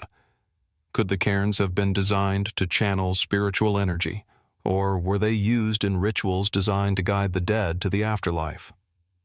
One particularly fascinating feature of the Kilmartin Glen is its alignment with the natural world. The stones and cairns are not scattered haphazardly across the landscape. Instead, they seem to follow certain patterns, aligning with the surrounding hills and the movement of the sun and moon. It's as if the builders of Kilmartin Glen were creating a cosmic map, a physical representation of their understanding of the universe. In this way, the site may have served as an astronomical observatory, allowing the ancient people to track the stars, the cycles of the moon, and the rhythms of the earth. But why? Was there a belief that the heavens held divine power, or was the alignment simply a tool for agricultural planning or timekeeping? The sheer scale of the site and the sophistication of its design hint at a culture far more advanced than might be expected from what we know about Bronze Age society. The Kilmartin Glen people, whoever they were, must have had a deep understanding of astronomy, geometry, and construction. How did they manage to transport such massive stones, some weighing several tons, Did they have advanced techniques, or did they possess knowledge that has since been lost to history? Some have suggested that the people of Kilmartin Glen might have been influenced by other ancient cultures, particularly those of the Mediterranean or Atlantic seaboard. The idea that these prehistoric peoples were somehow connected to distant civilizations is a compelling one. Could the builders of Kilmartin Glen have been part of a larger network of ancient peoples who exchanged knowledge and ideas? Or were they isolated, developing their own unique traditions and understanding of the world? The mysteries surrounding Kilmartin Glen leave us with more questions than answers. In addition to the stone circles and burial sites, there is also the Dunskaith stones, a series of large carved boulders located near the edge of the glen. These stones bear strange carvings, including spirals, geometric patterns, and even faces. The question of why these markings were made and what they represent remains unanswered. Were they simply decorative, or were they used to tell stories, mark territory, or serve as spiritual symbols? A particularly intriguing theory is that the stones may have been part of a larger network of ritualistic or sacred sites across Scotland and beyond. Some scholars suggest that the Kilmartin stones were connected to other megalithic structures across Britain, forming an extensive web of sites designed to communicate with the cosmos. Were these sites part of a widespread religious or spiritual movement? And if so, what was its core message? Was there a belief that these stones were somehow connected to cosmic forces, guiding the people who built them in their daily lives? But with all these questions and theories, there remains a deep sense of uncertainty about the true purpose of the Kilmartin Glen site. The answers seem to be locked within the stones themselves, preserved in their cryptic carvings and mysterious alignments, but just beyond our understanding. Were these sites simply symbols of power, marking the dominance of a particular tribe or leader? Or were they created with a more profound, metaphysical purpose in mind, perhaps an attempt to connect with the divine, the spiritual world, or the cosmos? As we look at these ancient stones today, we are left to wonder, what knowledge and wisdom did the people of Kilmartin Glen possess? What secrets lie hidden in the carvings, the alignments, and the silent stones themselves? Perhaps we will never know for certain, but one thing is clear. The legacy of these ancient builders, their stones, and their mysteries continue to echo through the ages, a reminder of the long-lost wisdom of our ancestors. And as long as the stones remain standing, their silence will continue to speak, inviting us to listen and wonder about the world that once was. Nestled high in the Andes Mountains, overlooking the modern-day city of Cusco, Peru, lies one of the most extraordinary and mysterious archaeological sites in the world, the fortress of Sacsayhuamán. Known for its monumental stone walls and massive terraces, this ancient fortress remains an enigma, both in terms of its purpose and the advanced construction techniques used to create it. Though its significance is generally understood in the context of the Inca Empire, many questions about Sacsayhuamán remain unanswered. The stones that make up the fortress are far too precisely cut and fitted to have been created using the technology that the Incas are believed to have had. As you approach the site, the first thing you notice is the immensity of the walls. Giant, irregularly shaped stones, some weighing as much as 120 tons, are piled one on top of the other, arranged with such precision that not even a knife blade can be inserted between them. The stones appear almost as though they were grown from the earth itself, as if they had always been part of the landscape, seamlessly blending into the natural surroundings. There is no mortar between the stones, yet they fit together so tightly that they have withstood earthquakes and centuries of erosion. In fact, some of the walls are so tightly interlocked that it's difficult to discern where one stone ends and another begins. The construction of Sacsayhuamán is often attributed to the Incas, who were known for their advanced engineering and architectural skills. However, it's believed that the fortress was originally built by the Quilca culture, who predated the Incas by several centuries. The site was later expanded and modified by the Incas after they conquered the region, yet the incredible precision of the stonework suggests that the builders possessed knowledge and techniques that went beyond even the Incas' own mastery of stone masonry. How did they manage to transport such massive stones from distant quarries? And more puzzling still, how did they cut and fit the stone so perfectly without the use of mortar or advanced tools? While mainstream archaeology attributes the construction to the Incas and their predecessors, there are alternative theories that suggest the involvement of other, perhaps more mysterious forces. Some suggest that the advanced techniques used to construct Sacsayhuamán might have been passed down from a lost civilization with superior knowledge of stoneworking and engineering. The idea of a forgotten pre-Inca culture possessing advanced construction technology has gained some traction, especially when considering the sheer scale and complexity of the site. Could there have been an even earlier civilization that built Sacsayhuamán, one whose secrets were lost to time? Or is the technology simply the result of an exceptional ingenuity possessed by the Incas and their ancestors? Beyond the mysterious construction techniques, the purpose of Sacsayhuamán itself remains unclear. Traditional theories suggest that it was a military fortress designed to defend the Inca capital of Cusco from invading forces. However, this interpretation has been questioned by some researchers. The structure of the fortress doesn't seem to align with typical defensive strategies. The massive stone walls, for example, seem more ceremonial in nature than practical for warfare. The walls themselves are not continuous, but rather are broken up into terraces and platforms, leading some to speculate that the fortress may have had a more symbolic role, perhaps a site of religious or astronomical significance. One of the most compelling aspects of Sacsayhuamán is its alignment with the stars. Many ancient cultures built their monuments in alignment with celestial bodies, and the Incas were no exception. The fortress is believed to have been constructed with an understanding of astronomy, and some researchers suggest that its layout could have been designed to mark important celestial events, such as the solstices. The Inca were deeply connected to the sky, worshipping the sun god Inti and using celestial movements to guide their agricultural practices.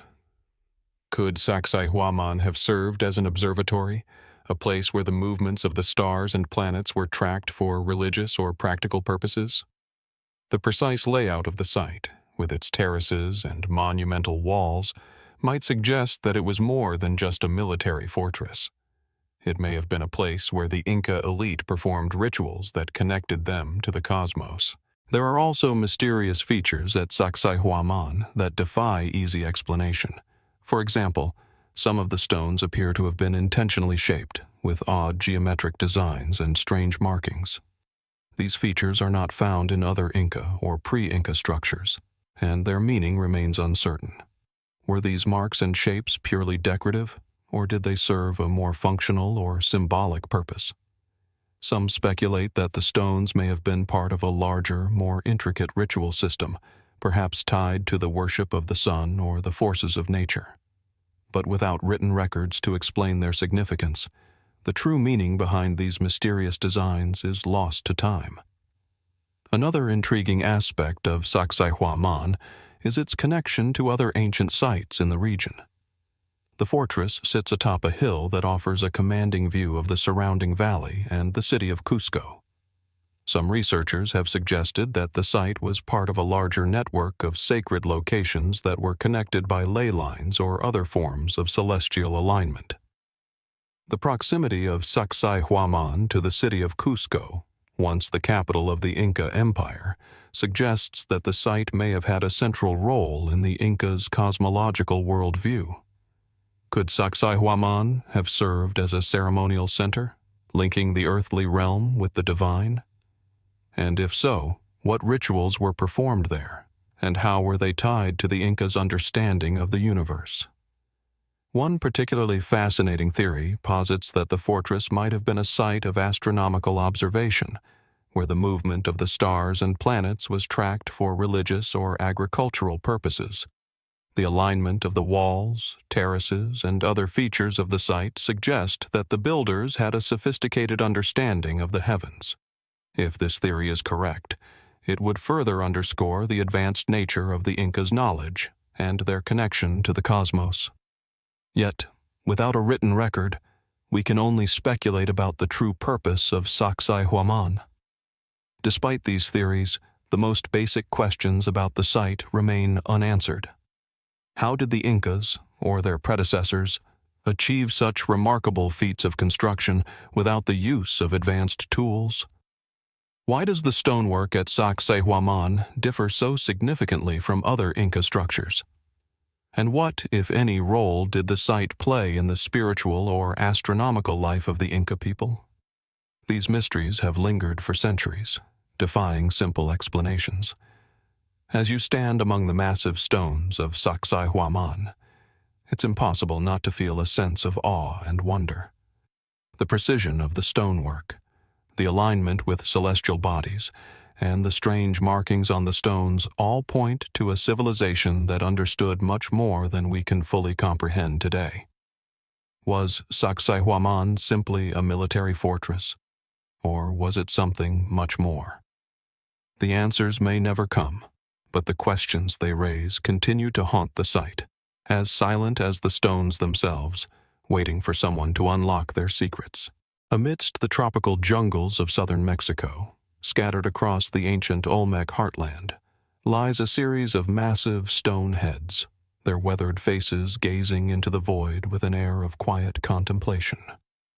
These colossal sculptures, known as the Olmec stone heads, stand as silent sentinels, their meaning and origin shrouded in mystery.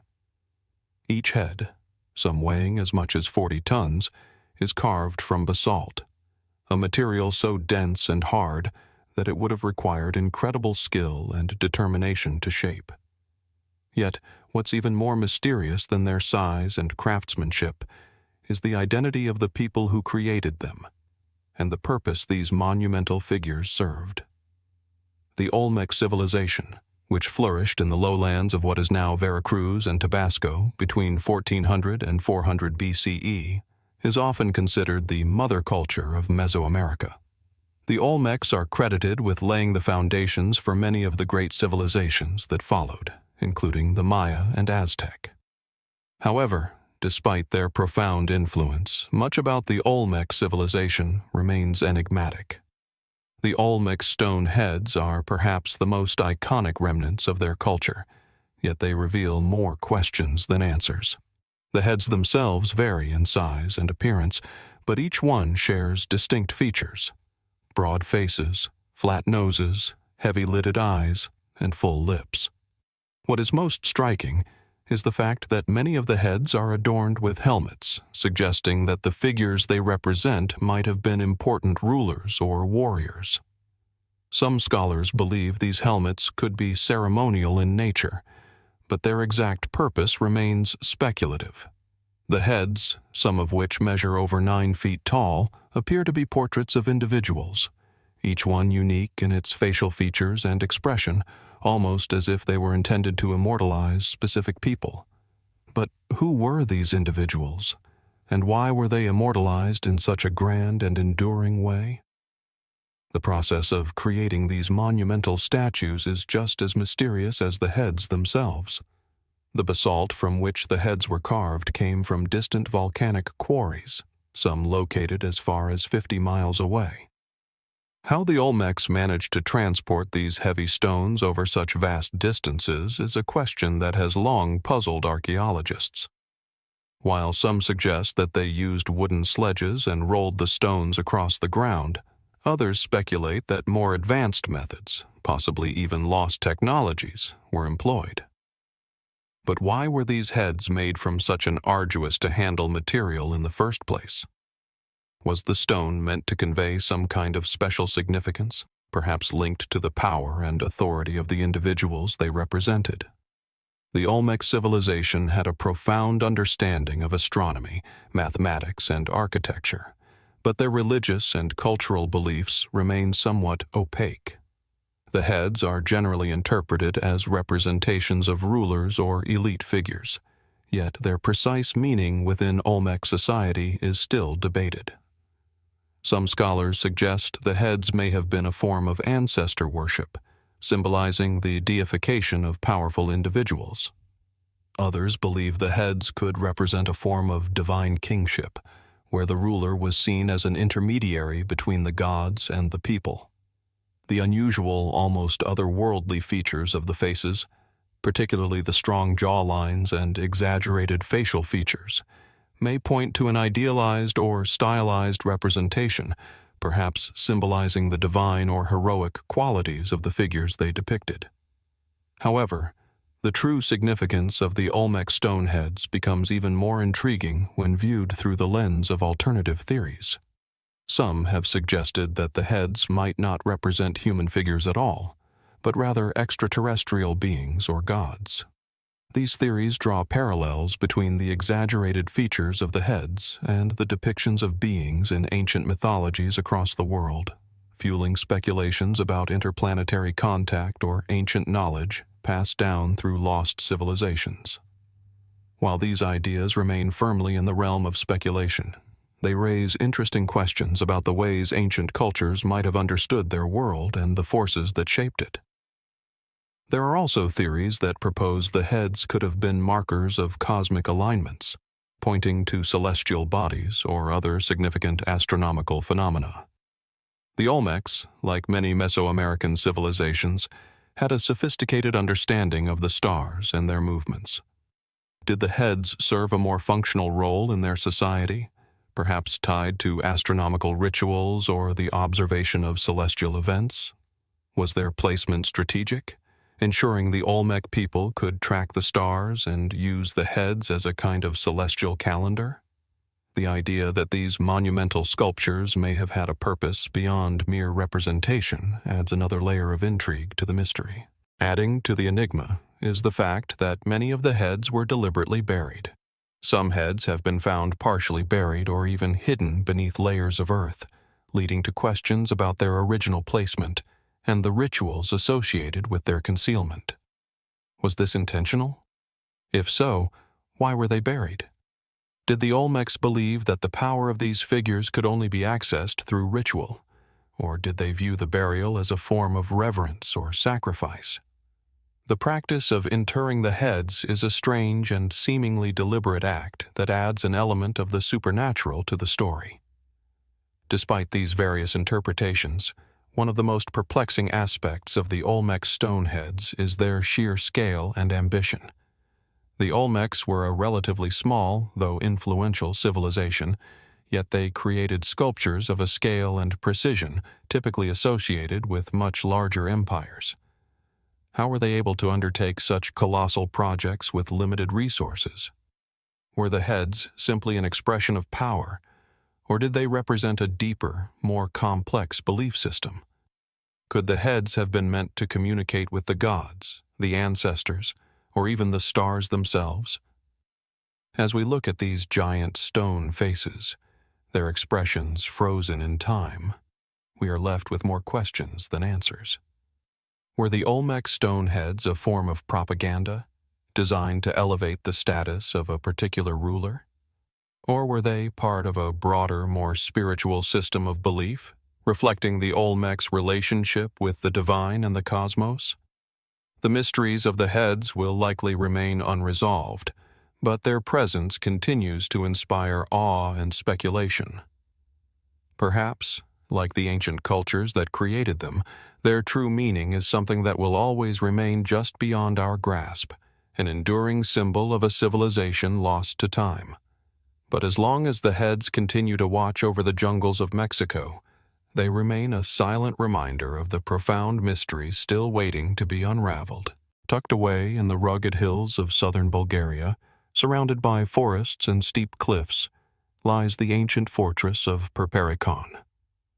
The site is a complex of towering stone structures and carved rock terraces, perched on a hill that offers sweeping views over the surrounding valley. For centuries, it has stood as a silent sentinel to the past, its secrets buried beneath layers of earth and time. Yet, despite its prominence as one of the most significant archaeological sites in the region, the true story of Perperikon remains an enduring mystery. As you approach the site, the first thing that strikes you is the eerie sense of timelessness. The stone walls, some still standing, rise from the natural rock outcroppings, blending seamlessly with the landscape. The edges of the stone are worn smooth, weathered by centuries of wind, rain, and time, yet their deliberate placement and the skill behind the craftsmanship are still evident. At the center of the site stands a large, flat rock, an altar or a platform of sorts, its surface polished by the hands of those who once stood here. The sheer scale of the place is overwhelming.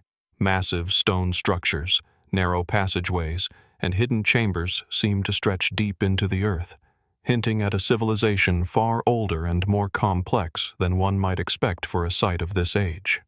Perperikon is often identified as an ancient city, possibly the capital of a kingdom that thrived in the region long before the Romans. The site's history dates back to at least the 5th millennium BCE, with evidence suggesting that it was continuously inhabited and utilized for various purposes over thousands of years. The most significant period of its development, however, is believed to have occurred during the Thracian era, around the 6th century BCE. The Thracians, an ancient people whose territory spanned much of the Balkans, were known for their warrior culture, their rich mythology, and their deep connection to the land and the gods.